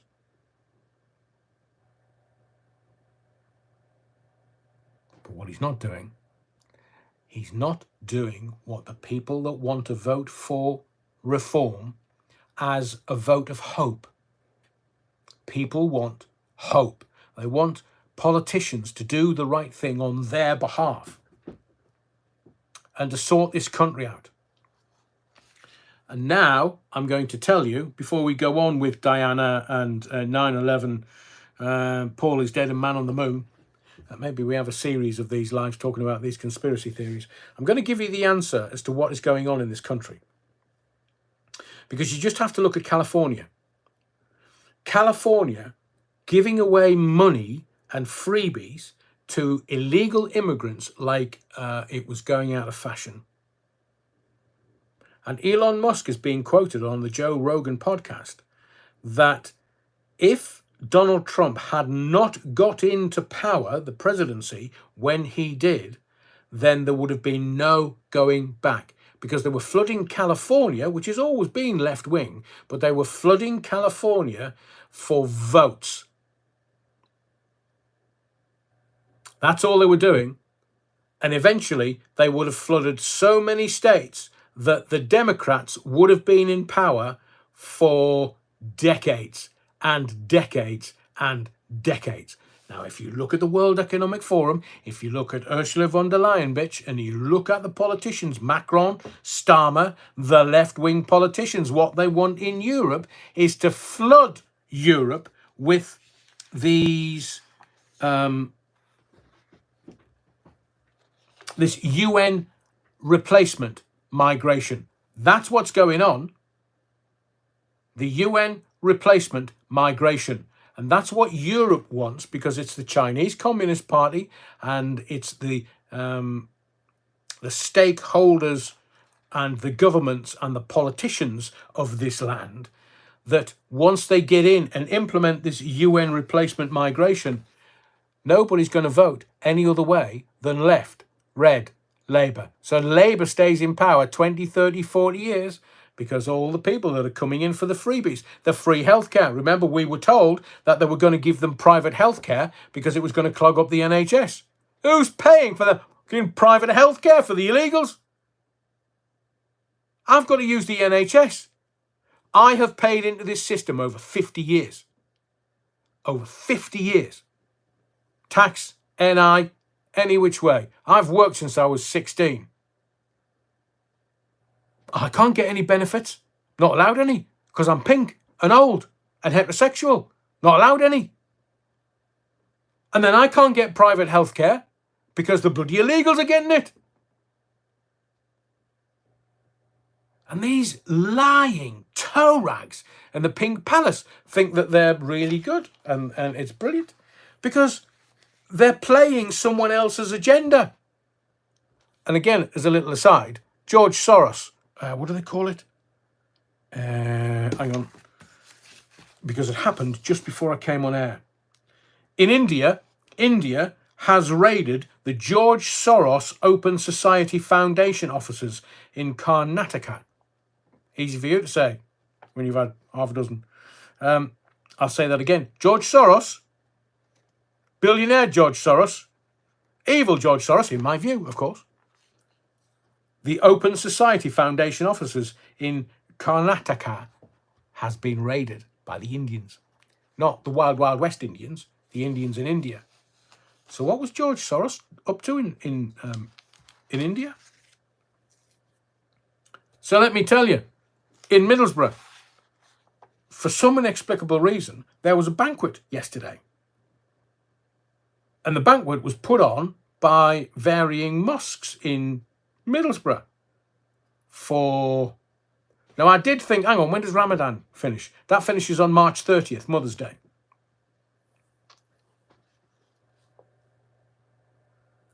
Oi, oi, oi, Terry Wookfit. Tell you a better one, Adrian. Trump is looking to declaring Soros a terrorist. Well, he should be, for fucking Swifty. I mean, she's enough to make a saint swear. Jesus. Is she still munching rug? I've seen her live. She wears comfortable shoes. Where's Bun gone? State pension is not a benefit. I don't get a pension. I'm not old enough, you're wronging. But thank you for the point, Ray. But, so, representatives from the mosques in Middlesbrough, they put on this banquet. This banquet for the local hoi polloi, the police and the politicians. Anybody from the land of milk and honey? Anyone? Thank you, Stuart. So, the people of Middlesbrough, of a certain political persuasion, laid on a banquet. Are you aware that there's 1,200,000 migrants in the UK on social benefits? I'll give you that figure again. 1,200,000 that we know of illegals in this country. Sorry, migrants. They're evidently, if they're on benefits, they're not illegals. They're migrants. So that's not the illegals. That's the migrants that have been given, allowed to stay. 1,200,000 migrants in the UK are on social benefits. And these people are Lola's son. Got to prove his Down syndrome. The disabled are having to prove their disabilities. It's just disgusting. Now, look, in any system, we know that there's going to be people that are swinging the lead. We know there are people that will go, oh, I've got mental health problems. We all have. I'm as nutty as a fruitcake, me. You want to see me when I kick off? Tom Harney's, I'm in Stockton. They didn't invite me. Oi, oi, oi, oi, oi. Tom, if I'd known, I would have got you a free invite because they were giving away loads of, well, obviously no alcohol. They're Muslims. They don't drink it unless you're Rich Boy Sunak. He's a Muslim, isn't he? Drinks alcohol.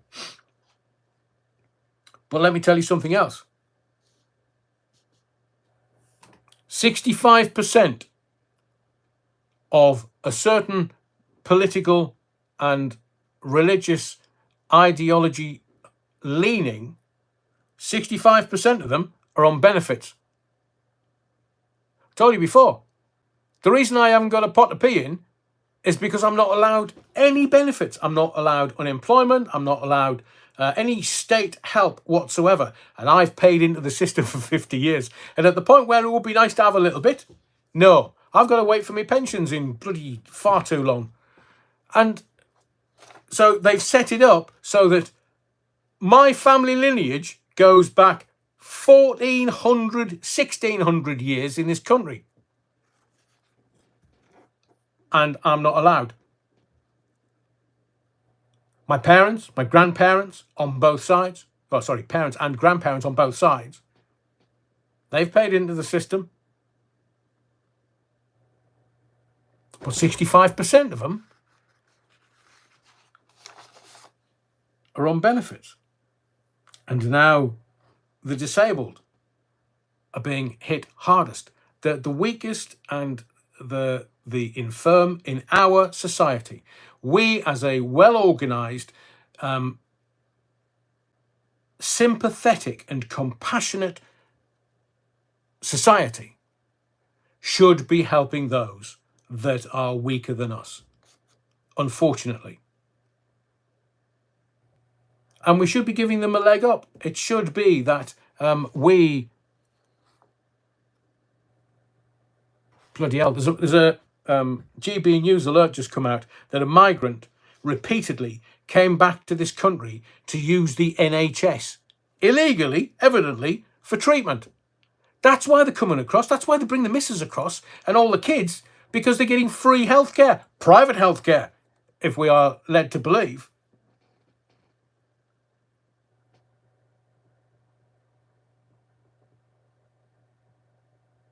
JKK says, well, the COVID jab didn't stop Bojo the Clown. How many kids does he have now? He's got a football team, that boy. He's not far away from a rugby team. Rugby league, obviously. Exactly that. We are the weakest link.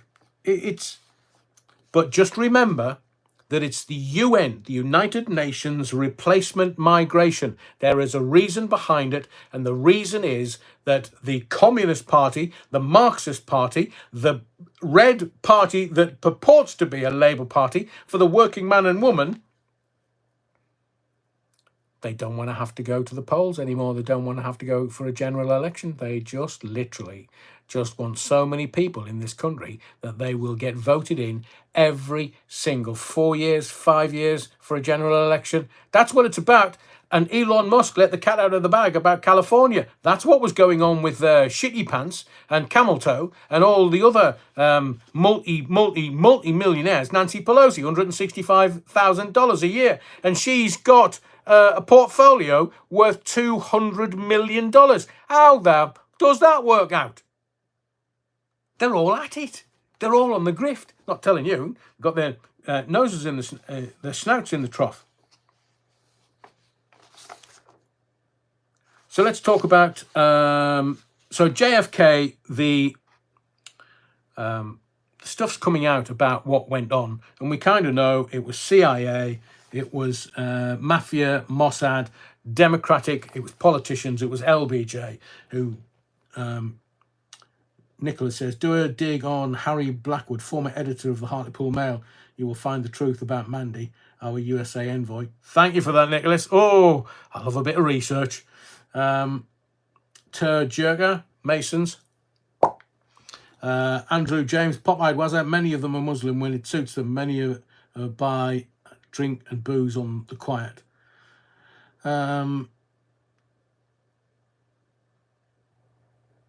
We are in... They know what the game is. The politicians, they know what the game is. They know whose agenda they're following. They know that they're after generational wealth so they can pass it on to the kids that they had when they were 15. They are after just building their part up on the world stage. And I will say this to you, rather than get really angry, because it does brass me off to the highest level, let's just all laugh at them. Let's laugh at them, because we know what they're doing, we know why they're doing it, and they think they've got one over on us because of the cut and thrust of politics. No, mate, we're laughing at you. Not with you, at you. Because we know what you're doing. We know what you're doing and who with. And we know what you're doing, who with, and on behalf of whom. We know everything. So we're just going to sit here quietly and laugh our caps off while you send your son to Ukraine. Because you can't say no when you're asking other people to get boots on the ground for you. I mean, can you imagine Vladimir Putin, one of, if not the most powerful man in the world, and Donald Trump, leader of the Western world, and immediately Putin and Trump on the phone. Hello, how are you doing, mate? God, barmy, it's been a while. Yeah, right, so what we're going to do? Oh, we're going to have peace in Ukraine. Yeah, all right then. So, Vladimir, what do you want? to agree peace. Oh, well, I want the Donbass, and I want all the minerals in that kind of part of the world, and I want the oil and the gas under the Black Sea. So I want Crimea, because we've had it for 300 years. Not really asking for much, Donald, do you not think? No, Vladimir, no. So it's already been carved up. And it doesn't matter the bullshit that you're getting in the mainstream media. I mean, the front of the Sun today, I mean, you see, I'm with the Scousers. There's like, it's pointless me showing you, but I will show you to show you that I've got it. But the Sun today, they're showing that best buddies, Donald and Volodymyr, they're going, what the puck? What they're doing? What they're doing? Because Sniffy, off his tits on marching powder, he's been quiet for a few days. Obviously, he's on a bad come down.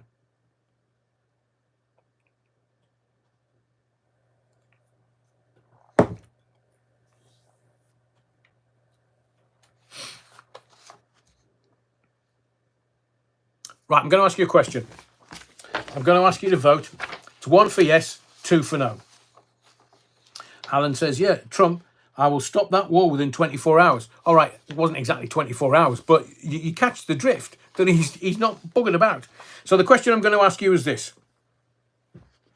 So Kemi, not good enough, has said today in the newspapers, so obviously it must be true, I buy my children second-hand clothes. Can you imagine the Tories looking at her going, what the bloody hell are you doing, man?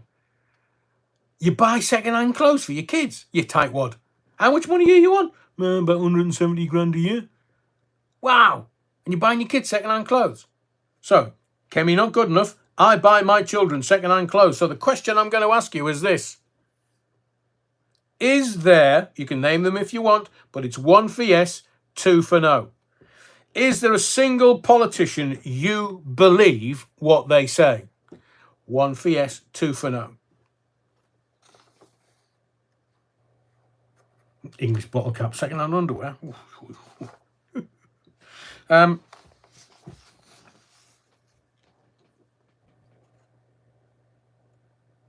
Everybody is saying no. Well, Terry Wookford, I knew somebody would. Terry Wookford said 1, Rupert Lowe. I don't want you to follow Terry's example. I kind of get it, and I do believe that a lot of people would be saying 1 for that very reason.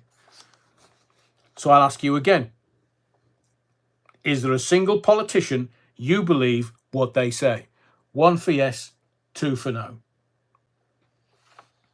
And everybody's saying 1 for Rupert Lowe. Or Andrew Bridgen. There's another good one. He's not a politician now. Technically, he's not an MP. So, in the field, good shout.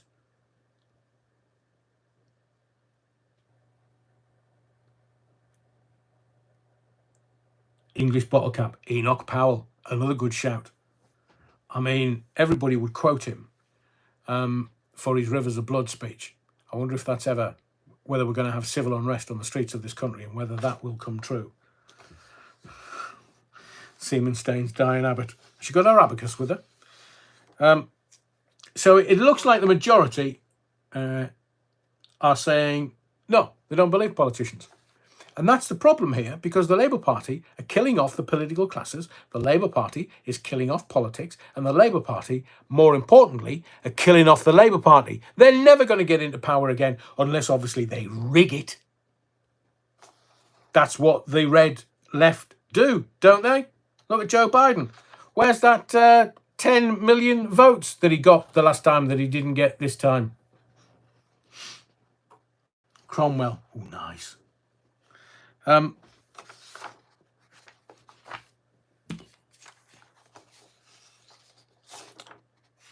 Should we talk about what I know about... Right, I'm going to ask you another question. So we get JFK. We know that it was a setup. We know that Lee Harvey Oswald was a patsy. We know that Jack Ruby killed him because dead men can't speak. But I'm going to ask you this question. Do you believe that man went to the moon? 1 for yes, 2 for no. It's kind of a bit of like a free vote, because it's down to maybe your own research, or Reg D says, attention, something big's happening on Telegram, don't know what it is. Well, their chief exec was was kind of thrown out of France, wasn't he? He was held in France for a while. So let me know if you do see something kicking off before I finish this live in about 15-20 minutes. So the question is, do you believe that man went to the moon? Matthew Whedon says 1, exactly that. Don't be silly. 1. Boily Boyle says, what's the options again? 1 for yes, 2 for no. If you believe man went to the moon, it's yes, 1. If you don't believe that man went to the moon, it's 2. And I'll give you my position on it. So when I was doing late night phone-ins in the 90s, there was a lot of debate around man on the moon. Moon landing was faked. You had oh God, what was that film that somebody mentioned a little bit earlier? Can't remember it.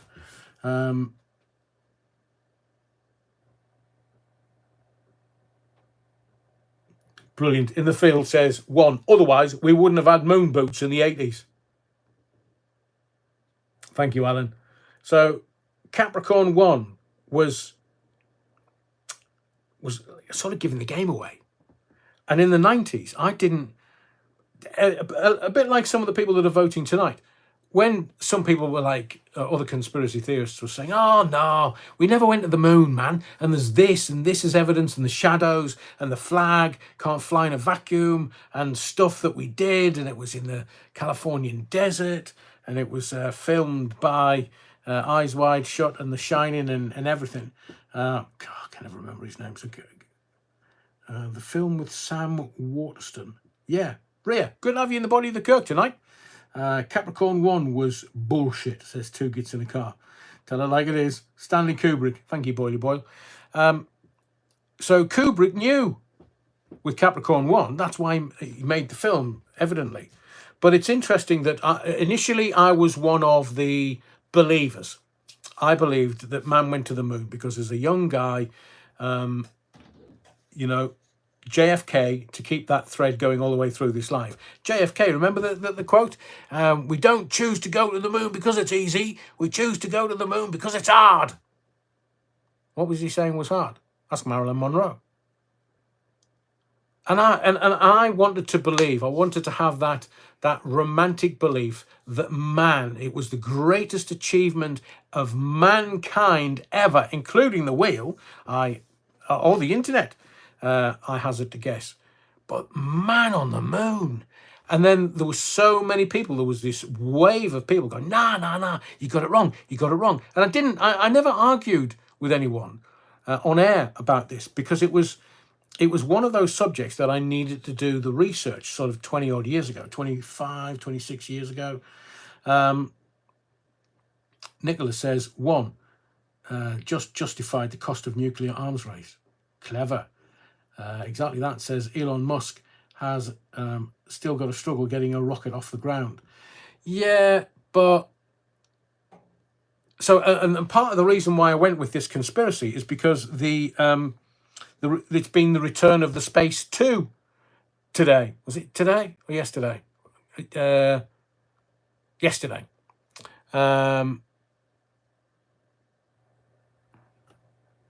So the return of the Space 2, and it's only, listening to Elon, he's saying that only SpaceX could bring those astronauts back.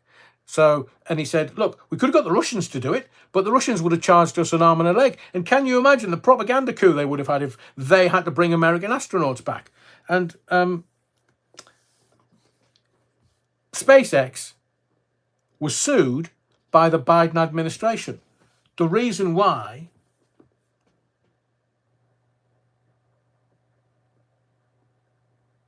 Oh, thank you, Burlington Bertie. God, I just love the people that watch this channel because I get as much from you by telling me in the comments as you do, hopefully, from watching the channel. So the Biden administration sued SpaceX because they said, and this went on for 2 years, the Biden administration said, you're not hiring any migrants, so that's illegal, so we're going to sue you. But according to Elon Musk, he couldn't hire any migrants because of the either propulsion or space rocket law or stuff that he has to adhere to. And it says there you can't hire migrants to do any work on space rockets. So Musk was going, Biden, he must have been off his trolley because he was saying you need to hire migrants. And Musk was going, but your laws say that I can't.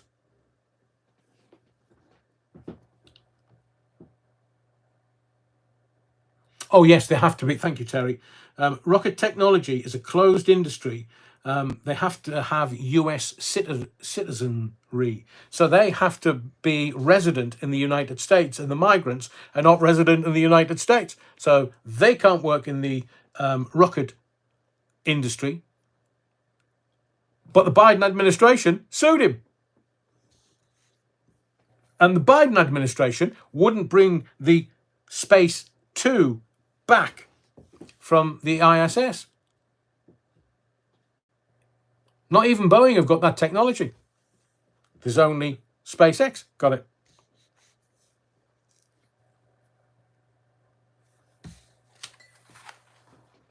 Many networks wiped a lot of the tapes before handing them back to NASA. BBC and ITV have lots of documentaries from that era, but sitcoms were wiped. Ooh, that's Andrew James. I was going to tell you about. You've jogged my memory, Andrew. I was going to tell you about Robert Bob Nyrak, the squaddy that was involved in Northern Ireland and was killed by the IRA, and whose body they can never find because it was fed to the pigs. So I went on the BBC and I watched, maybe about a year ago, a little over, I watched an excellent documentary on the BBC about this particular subject and event and incident. The BBC have pulled it. It's not on their iPlayer. It's not in their archive. Can't get it. Why would that be? But there is a couple of audio programs on there, and I'm going to put a video up over the next few days. And in the description, I'm going to give you a link to these podcasts. And I will tell you, because I've listened to both of them, the podcasting is excellent. Excellent. The information in this 2 half-hour podcasts is excellent. Except the truth's not quite accurate. So I can tell you, without fear of equivocation, mental reservation, or contradiction of any kind, the podcast only says Nyrak was there in his car, and the car was found splattered with blood. Nyrak wasn't the only squaddy there. I've told you before, there was a fight to the death in the car park of this pub, the 3 Steps. Word went out from the pub that there were British squaddies in the pub, and the men that were there, they were wanting to get people to start singing rebellion songs, Republican songs. And word went out. Bad men came, and there was a fight to the death in the car park. There was only Bob Nyrak captured.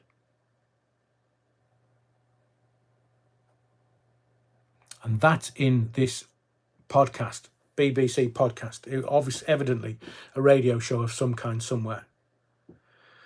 And they say in these podcasts that there were people that left Ireland straight away and went to America to hide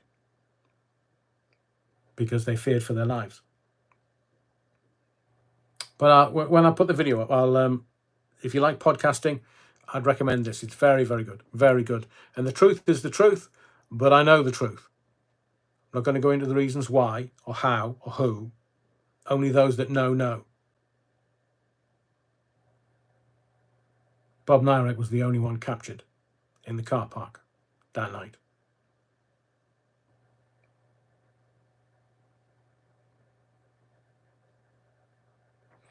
So I'm going to ask you, I've given you 5, and to keep it kind of on track, Terry,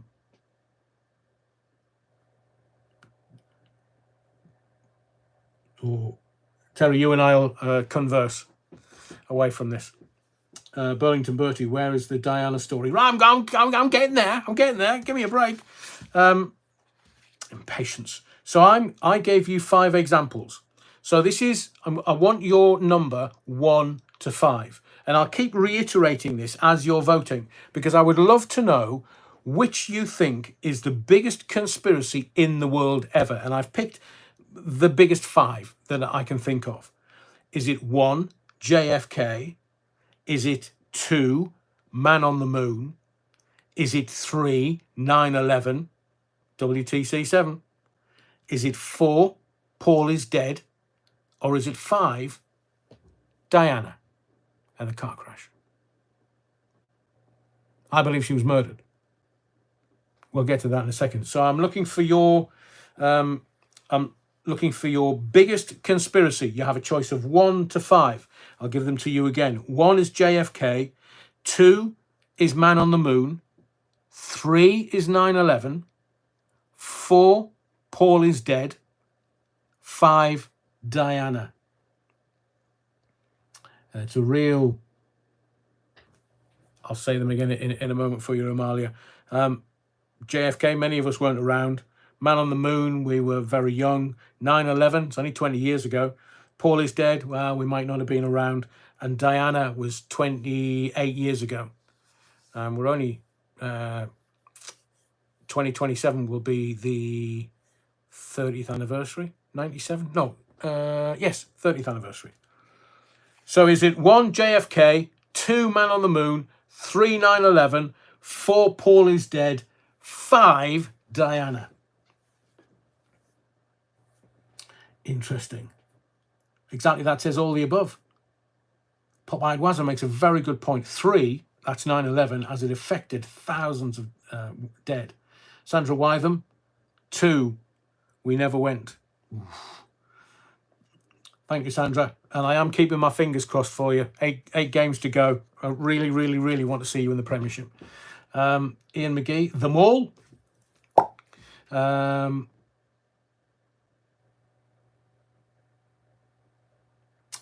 was Abbey Road. Ray Norton, Paul with no shoes on the record cover. That was a cover for Abbey Road, wasn't it? Andrew James. Alex, you haven't voted. Burlington Bertie, everything bar the Macca story. It is. I mean, I wonder if anything's going to come out. 1966, died in a car. Can you imagine? I mean, the whole world was Beatle mad. And I have said to you that two of my greatest living experiences. One, just coming round the corner of Abbey Road in London. I can't remember where we'd been. I think we'd been in town somewhere. So I'm not, because I've only lived in London 2 or 3 times. Didn't know that area. And literally, as you come round the corner, there's bloody Abbey Road.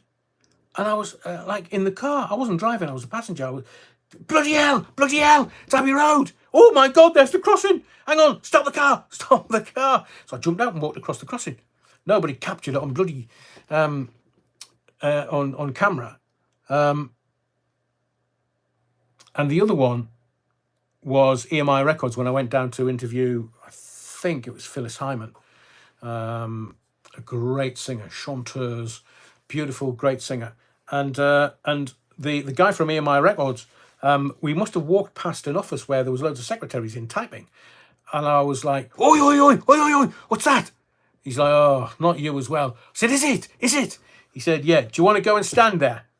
So, you know the Beatles' Blue and Red album, where they're looking over the banister? I've stood there. Just wonderful. So, been to Studio 2 at Abbey Road and been very, very privileged and lucky to be able to stand on the very ledge that the Beatles stood. Anyway, I digress. So, if anybody hasn't voted, I'm going to give you. Let me just So what's the biggest conspiracy in the world ever? If you haven't voted, tell you now. 1, JFK. 2, Man on the Moon. 3, 9/11. 4, Paul is dead. Or 5, Diana. Oh, Keith, I did some work in Abbey Road Studios between 81 and 83.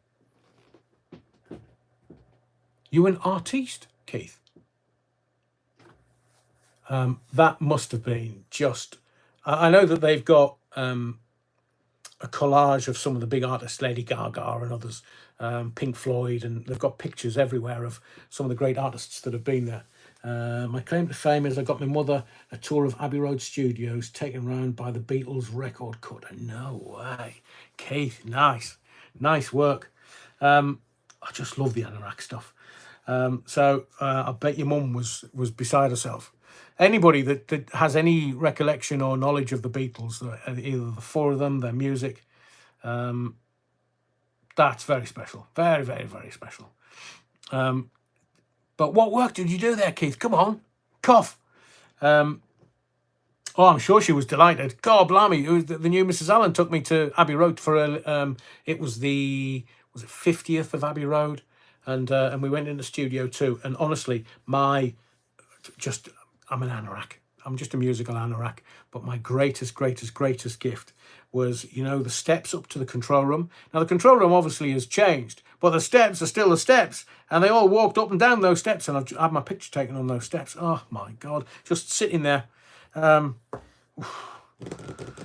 Just fantastic. A gift that money can't buy. Beatles music is great. Yes, Keith. There is an email.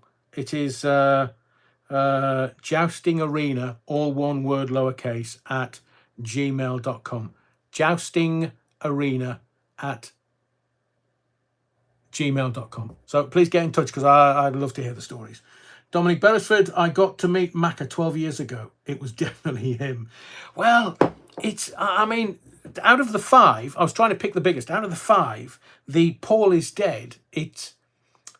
I don't know. I really don't know. And I can't be swayed either way, because they're saying he had a load of plastic surgery done.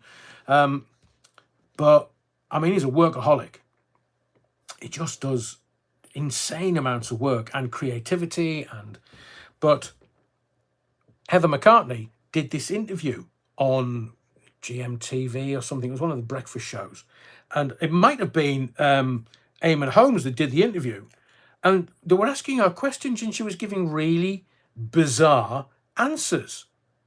And she was like, oh, you don't know who you're talking about. You'll find out soon. You'll find out. And she's kind of gone off. And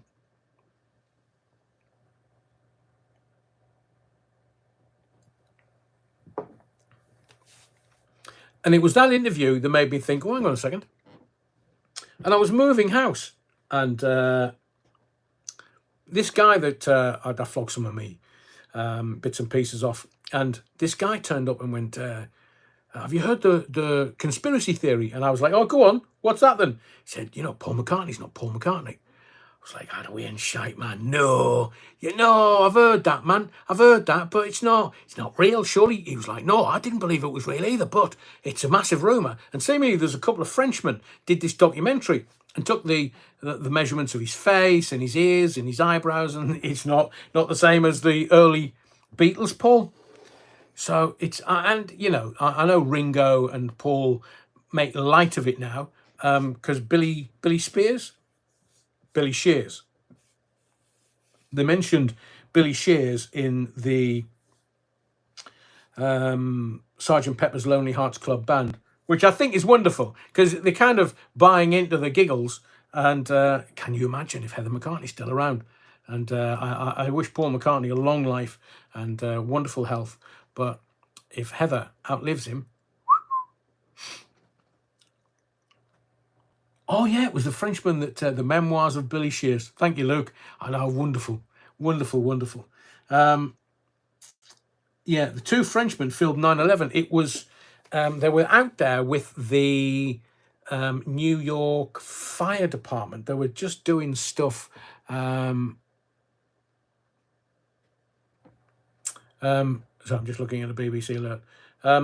so they were going around with the New York Fire Department, and then the first plane goes into the tower. But can you remember the fact that we were all told that it was a little plane that's gone into some high skyscraper in New York City? So I remember seeing it on TV, and I was working out in Cardiff, David Lloyd's in Cardiff, and I got on with all the staff and stuff. And one of the lads come switch all the telly on. He said, "Oh, have you seen this? Have you seen this? Have you seen this?" And then the second one went into the other tower whilst we were standing watching. And I said, "Lads, got to go. Need to get into work. But what you are watching is one of the most important historical events of your life." And just went into work because I was going to do a phone in that night.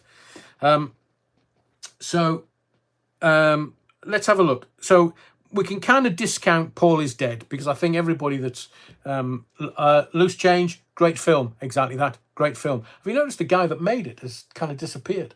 Alex Jones did his own version, I think, and he's still around. John, Billy, George and Ringo doesn't have the same ring to it, does it? No, two gets in a car. I was only 8 when 9/11 happened. Had to have my mum explain to me about 9/11 when I got older. So here's the actual facts about 9/11 and a couple of reasons why it had to happen. One, the guy that owned the two towers, it had asbestos in the towers, and it was going to cost literally the GDP of a third world country to get rid of, because it was law to get rid of the asbestos that was in the two towers. And that's why the firefighters, some of the firefighters are struggling with lungs and cancers and other bits and pieces, because when the towers came down, they were running around in amongst all the asbestos dust. So the owner of the tower reinsured the two towers just before the planes hit them, a couple of days or so beforehand, and he took out an extra part of the insurance, which said for terrorist attack, and he made billions when those towers come down. I was aware of that, and the other thing that you need to look at, and I'll kind of go through the facts as I know them, as I interpreted them on air that day and over the next few days. It had been known for quite a few years through the 90s that there was gas and oil under the Caspian Sea. And during the 80s, the Afghanistanis had, the Russians had gone into Afghanistan. Can you see the pattern here? Whether it's Crimea or whether it's Gaza or whether it's Afghanistan. And remember, the Tora Bora mountain range, the Russians went in and couldn't defeat the Afghanistanis because the Afghanistanis were guerrillas. Not guerrillas, as in the animal, but it was guerrilla warfare. So the Afghanistanis beat the Russians, and the Russians retreated because they couldn't defeat them. So that was the 80s into the early 90s. You've got the Berlin Wall coming down, you've got Europe turning around. And then at the early noughties, those two planes went into the towers. And what happened? Within 3 days, Vladimir Putin was invited to George W. Bush's ranch in Texas to sign a deal to get the gas and oil out of the Caspian Sea, down through, I think, Tajikistan, Turkmenistan, to a warm water port in Pakistan. That pipeline was built between the Americans and the Russians to get the oil and the gas out of the Caspian Sea. That's why Russia went into Afghanistan in the 80s. And can you see the pattern here? That's all Putin's wanted. He's wanted energy independence because that way you control the world. So there was also trillions of dollars went missing. Can you not remember Donald Rumsfeld the night before 9/11? He went, lads, I just want to tell you, we've lost a few, Bob. We've lost some dollars. How many? 3 trillion. The loss of all that money was forgotten about because the missile, it was not a plane, the missile that went into the Pentagon hit the exact office that held the paperwork for all that money that went missing. So they just swept it under the rubble. And remember, there's a petrol station just across the the lawn from the Pentagon and the CCTV that was in there. The FBI turned up and that disappeared, PDQ. So they didn't want anybody to see. And there's 4 frames that they've got of something going into and exploding into the Pentagon. And you can see it's not a bloody aeroplane, that's for certain. It's a missile. I mean, one of the air traffic controllers, there was an exercise ongoing that morning when the planes went into the towers. And one of the air traffic controllers said, "Is this real world or is this exercise?" Quote, "Is this real world or is this exercise?" And the reply was, "This is real world."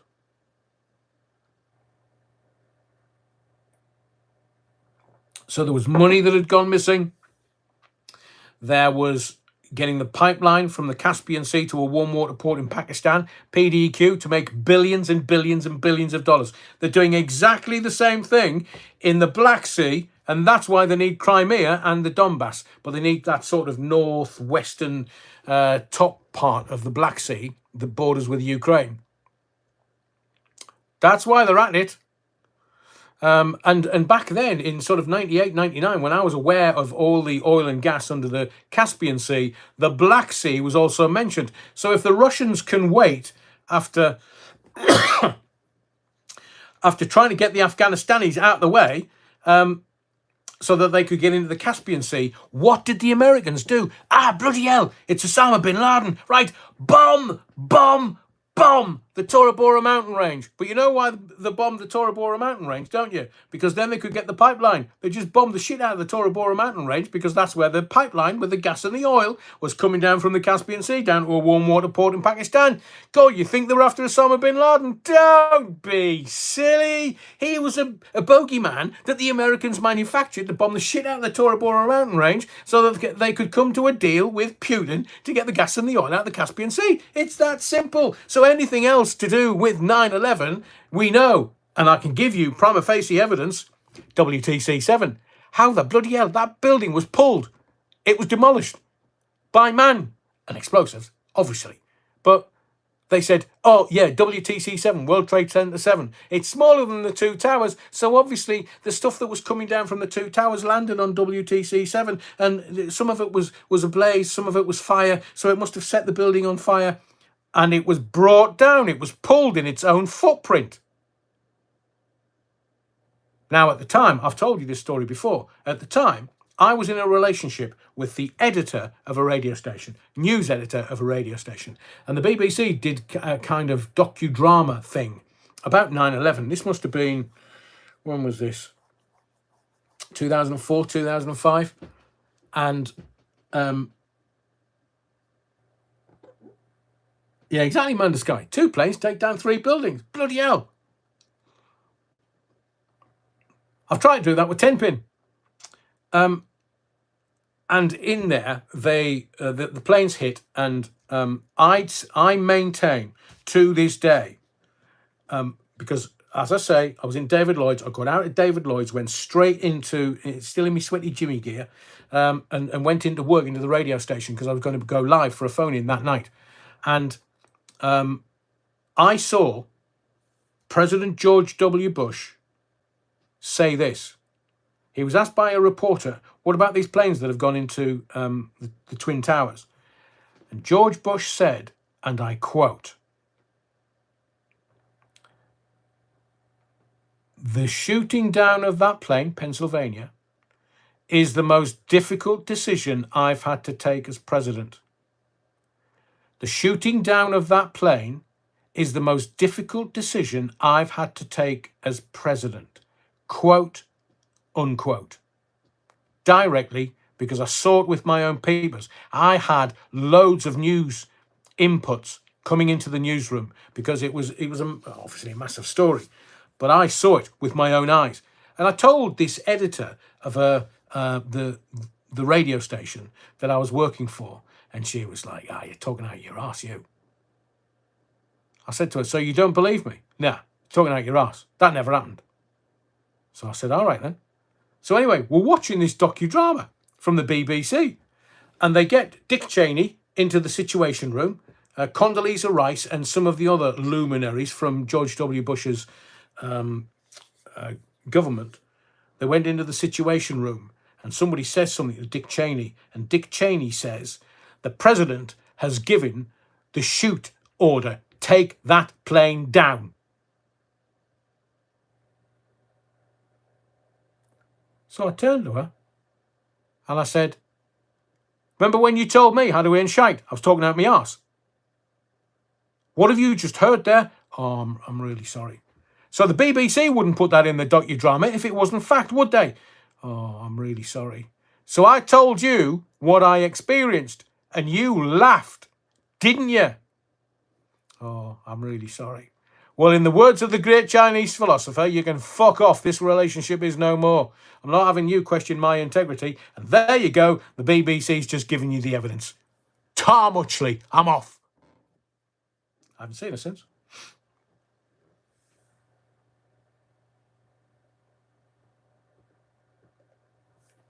It's the human condition. People hate being wrong. So there's massive evidence for reasons why 9/11 had to happen. And it did. Now, Diana, hope she ate her words. Not sure, Stuart. Genuinely, I'm off. I'll see you later. Never went back. Paper airplanes, a Jenga picture. Oh, yeah. Sorry, Garen. English bottle cap. What we need is a new Pearl Harbor. PNAC, Project for New American Century. Be careful what you wish for, English bottle cap. Let's finish on Diana, because there's been quite a lot of information. If you can watch this again, I've given you a lot of information tonight. Tearjerker, God will end this mess, guys. I wish they would, including the politicians. Problem, reaction, solution. Yeah, David Icke. Problem, reaction, solution. The thing that alerted me on 9/11, just so you know, when the towers came down and George W. Bush went to the Twin Towers, there was all these guys shouting, USA, USA, USA. And I thought, why are they doing that? Why would they do that? Because they were saying it was a terrorist attack, but nobody knew it was a terrorist attack. It was just a couple of planes that went into, and one of the callers to the phone-in that night was a commercial pilot. And he said to me, Adrian, there's something not right about this. The pilots in the cockpit they have a 3-number pin that they put into a transponder to say that they have been hijacked. He said, but none of these planes put that 3-pin code into the transponder. And he said, the one over Pennsylvania, they're saying that they dragged the pilots out of the cockpit. He said, the door is so narrow that if it's a dead body, you're never going to get that dead body out of that cockpit. It's too narrow. And he said that one of the second plane that went into the tower, it went into the tower, and at the very last minute, it sort of did that. So it went into the tower. It was coming in dead straight. And he said, that's a jet fighter pilot move. You can't have a 747 that big, seemingly carrying that many people on board. You can't just kind of chuck it about because it'll destabilize. He said, but as it got closer to the tower, it just went in like that. It went in and down. And he said that was to create more of an explosion. And he said that is a jet fighter pilot move. I do have some books. It's called there's a book called Storming Heaven. If you can get it on Amazon, it is the playbook for 9/11. It's terrorists using planes at the Pentagon, 2 towers. It's literally play for play. It's a playbook, but it's a work of fiction that was published 1997, 96, 97. It's called Storming Heaven. And there was lots of things going on 9/11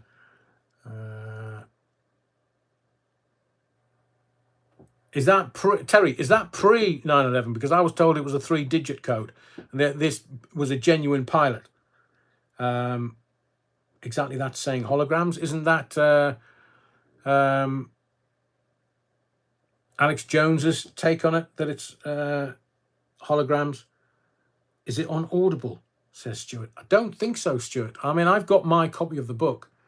I normally have it to hand. Maybe, but it's it's in the Americans have it on archive, definitely. Kamikaze move more like, says Boily Boy. Terry Wookfit worked on air defense systems at one time, not allowed to use these codes on the test equipment since the 1970s. Interesting. Well, maybe he said it was a 4-digit code. No, it's definitely 3-pin.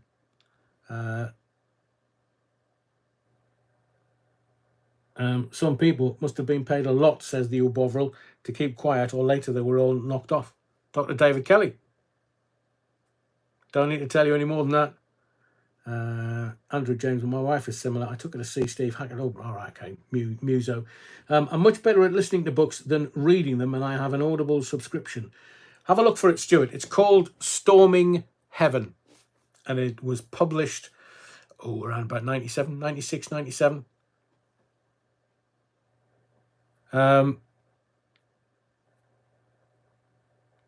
Should we do a quick Diana before, because I'm beginning to tire now after a couple of hours. So I'll very quickly give you my take on the Diana murder.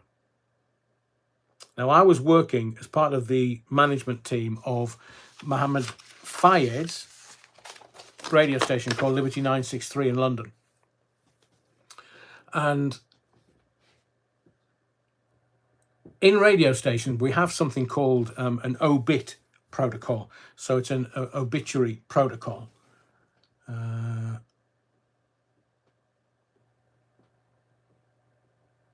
Thank you, Nicholas. So I can't remember where I was living, but I went downstairs to chuck some rubbish out to the bin, and I heard the local church, and there was a really weird bell ring. So I went back upstairs, and I was living with this girl, and I said to her, "It's really odd. Open the window. Have a listen to this bell. It's really weird. It doesn't sound like anything I've heard before." And she said, "That's a tolling bell. Hampton Court, not far from Hampton Court. It's a tolling bell." And I said, "Why?" She said, "I think they only do that if it's a member of the royal family. Something's happened to the member of the royal family." I immediately thought, bloody hell, the Queen's choked on another fishbone. So I thought, it's Queen Mother, Queen. No, it's not going to be anybody else. So I literally put the telly on, and they were, Lady Diana has died, blah, blah, blah, blah, blah, blah, blah, blah, with her partner, Dodi Fayed. So I rang the boss and I said, right, obit, you want me in? Yeah. So charged into work. And the next time this will happen, I don't think it's happened for the Queen. It might be the King, and I wish all the royal family long life and much health. But you hear a tolling bell, or like the Queen Mother, the TV screen will go to black. The minute it goes to black, it's like, oh shit! It's either one of the royal families died, or World War III started. So got into town, and we were based on the Brompton Road, literally the other side of the road from Harrods, and we were 7 floors up. We were at the top of the building, and I said to you before that it was when Kevin Keegan was managing Fulham, and Mr. Fayed had created these massive apartments for Kevin Keegan and his head coach, Arthur Cox, and they didn't really want to stay in them. So we were at the top of the building, and I've no idea why they didn't want to stay in them. I do, but I can't tell you on air. Fucking hell, do you want me to get arrested? So why do you think Kevin Keegan got a kicking in a car on a lay-by while he was asleep? I mean, it's a bit random. So I charged into town Sunday morning, eerily quiet, and obviously the obit kicked in. We play certain songs. So when the Queen Mother died, and the Queen, I'm sure, most of the radio stations will go to play for a day or two or three. They'll go to play really nondescript, non-offensive music. Lots of instrumentals. Nicholas, we'll get to that in a second, man. And so the obit kicked in. We got that started. And while we were kind of in there and sorting stuff out, I looked at the front pages of the newspapers. And I've said before, in London, the Sunday papers are printed on a Saturday. No, this sounds really weird, but you can buy the Sunday early editions in London at Charing Cross at around about sort of 7, 8, 9 o'clock. And the radio station had been given a copy of the early editions, and the front page headlines in all the early editions was that the royal family were taking away the royal crests away from Harrods because they were really upset with Mohammed. Oh, brilliant, Andrew James. Thanks for sorting that for Stuart. Storming Heaven is on Audible. Author is Dale Brown. Brilliant, Andrew. Thank you. So we get the earlies. The Queen Mum, Prince of Wales Charles, Philip, all of their royal crests on the side of the Harrods building, they were being rescinded. They were being revoked. They were being taken away because they were very unhappy with what was happening with Diana and Mohammed and Dodi. And so the first night I went on air,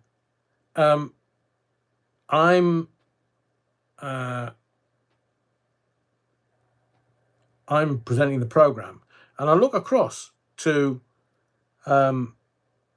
Harrods, and there's blokes on the roof carrying submachine guns. I was like, maybe my eyesight's kind of fooling me. Hang on, it's against the law. You can't carry submachine guns. You can't carry that kind of ammo in just on the street in London. Jesus, that's an international scandal. So I rings the head on show, and I said, here, I can see blokes with machine guns, and they're walking around the top of Harrods, man. I can see them because I'm on eye level with them. He said, you haven't seen anything. I said, I have. I've seen blokes carrying submachine guns. He said, you haven't seen anything. I said, I have, man. I can see them now.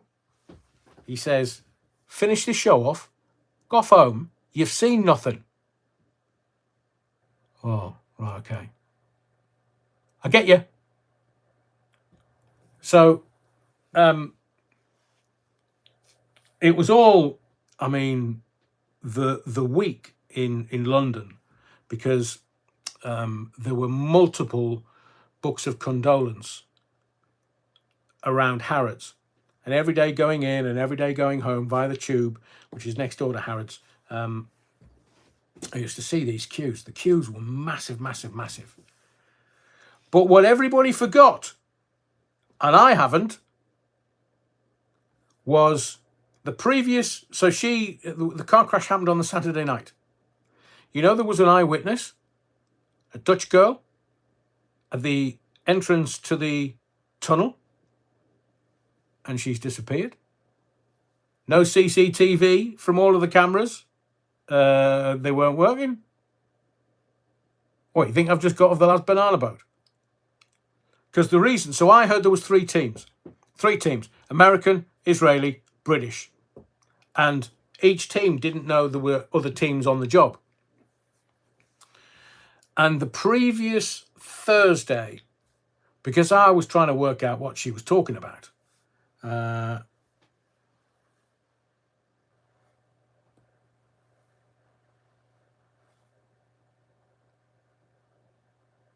Terry, I don't know where you're getting your information from, but I was working for Fayed from around the end of 96. And I left September 97. Oh, maybe. But I'm telling you, Kevin Keegan, Arthur Cox, manager and coach, Fulham Football Club, Fayed built them sumptuous apartments on the above this building, and they didn't want them. Just for a little aside, Mr. Fayed had CCTV cameras in every single corridor and tapped the phones in Harrods. So, say, you know, if Monkey Tart Adrian was just bringing, you know, for a dancing session, it would be on the CCTV cameras. So, you know, Kevin Keegan and Arthur Cox turned these massive apartments down. They were massive, on the top of the roof. So the previous Thursday, and this is fact, but you'd have to go down a pretty long and big rabbit hole. So can you remember, because it was reported in every single newspaper, so it must have been on the Wednesday because it was reported on the Thursday, Diana had invited a flotilla of journalists and paps and photographers out to the Jonquil. The Jonquil was Mohammed Al Fayed's boat. And she sat, there's very famous pictures of her, sitting on like a diving board. She was sat on there when the flotilla of journalists went out. And she said, and I quote, "It's in the papers. It's there for you to go and find, if it hasn't been sanitized already." And Princess Diana said to the journalists and the flotilla of the mainstream media's best, "I'm about to give you a story that is going to take every other story off the front page of every newspaper around the world." I'll say that to you again. This is a direct quote, "I'm going to give you a story that's going to take every other story off the front page of every newspaper and magazine around the world." What would that have been? Now, some have speculated that it was an engagement to Dodi. Some are speculating that she was pregnant with Dodi's child, a half-brother or sister to the future King of England. Wonder why they would say that. But she, and I'll also, if you, in the Daily Mirror, and I kept the newspaper picture, it's in my archive somewhere, Diana was wearing a leopard skin swimsuit. And you can see, it's either, without being too graphic, and forgive me, it's either water weight gain or she was pregnant. Do you know you will struggle to get that a picture of anywhere because it's been sanitized on the net? If you manage to get a hold of it, good on you.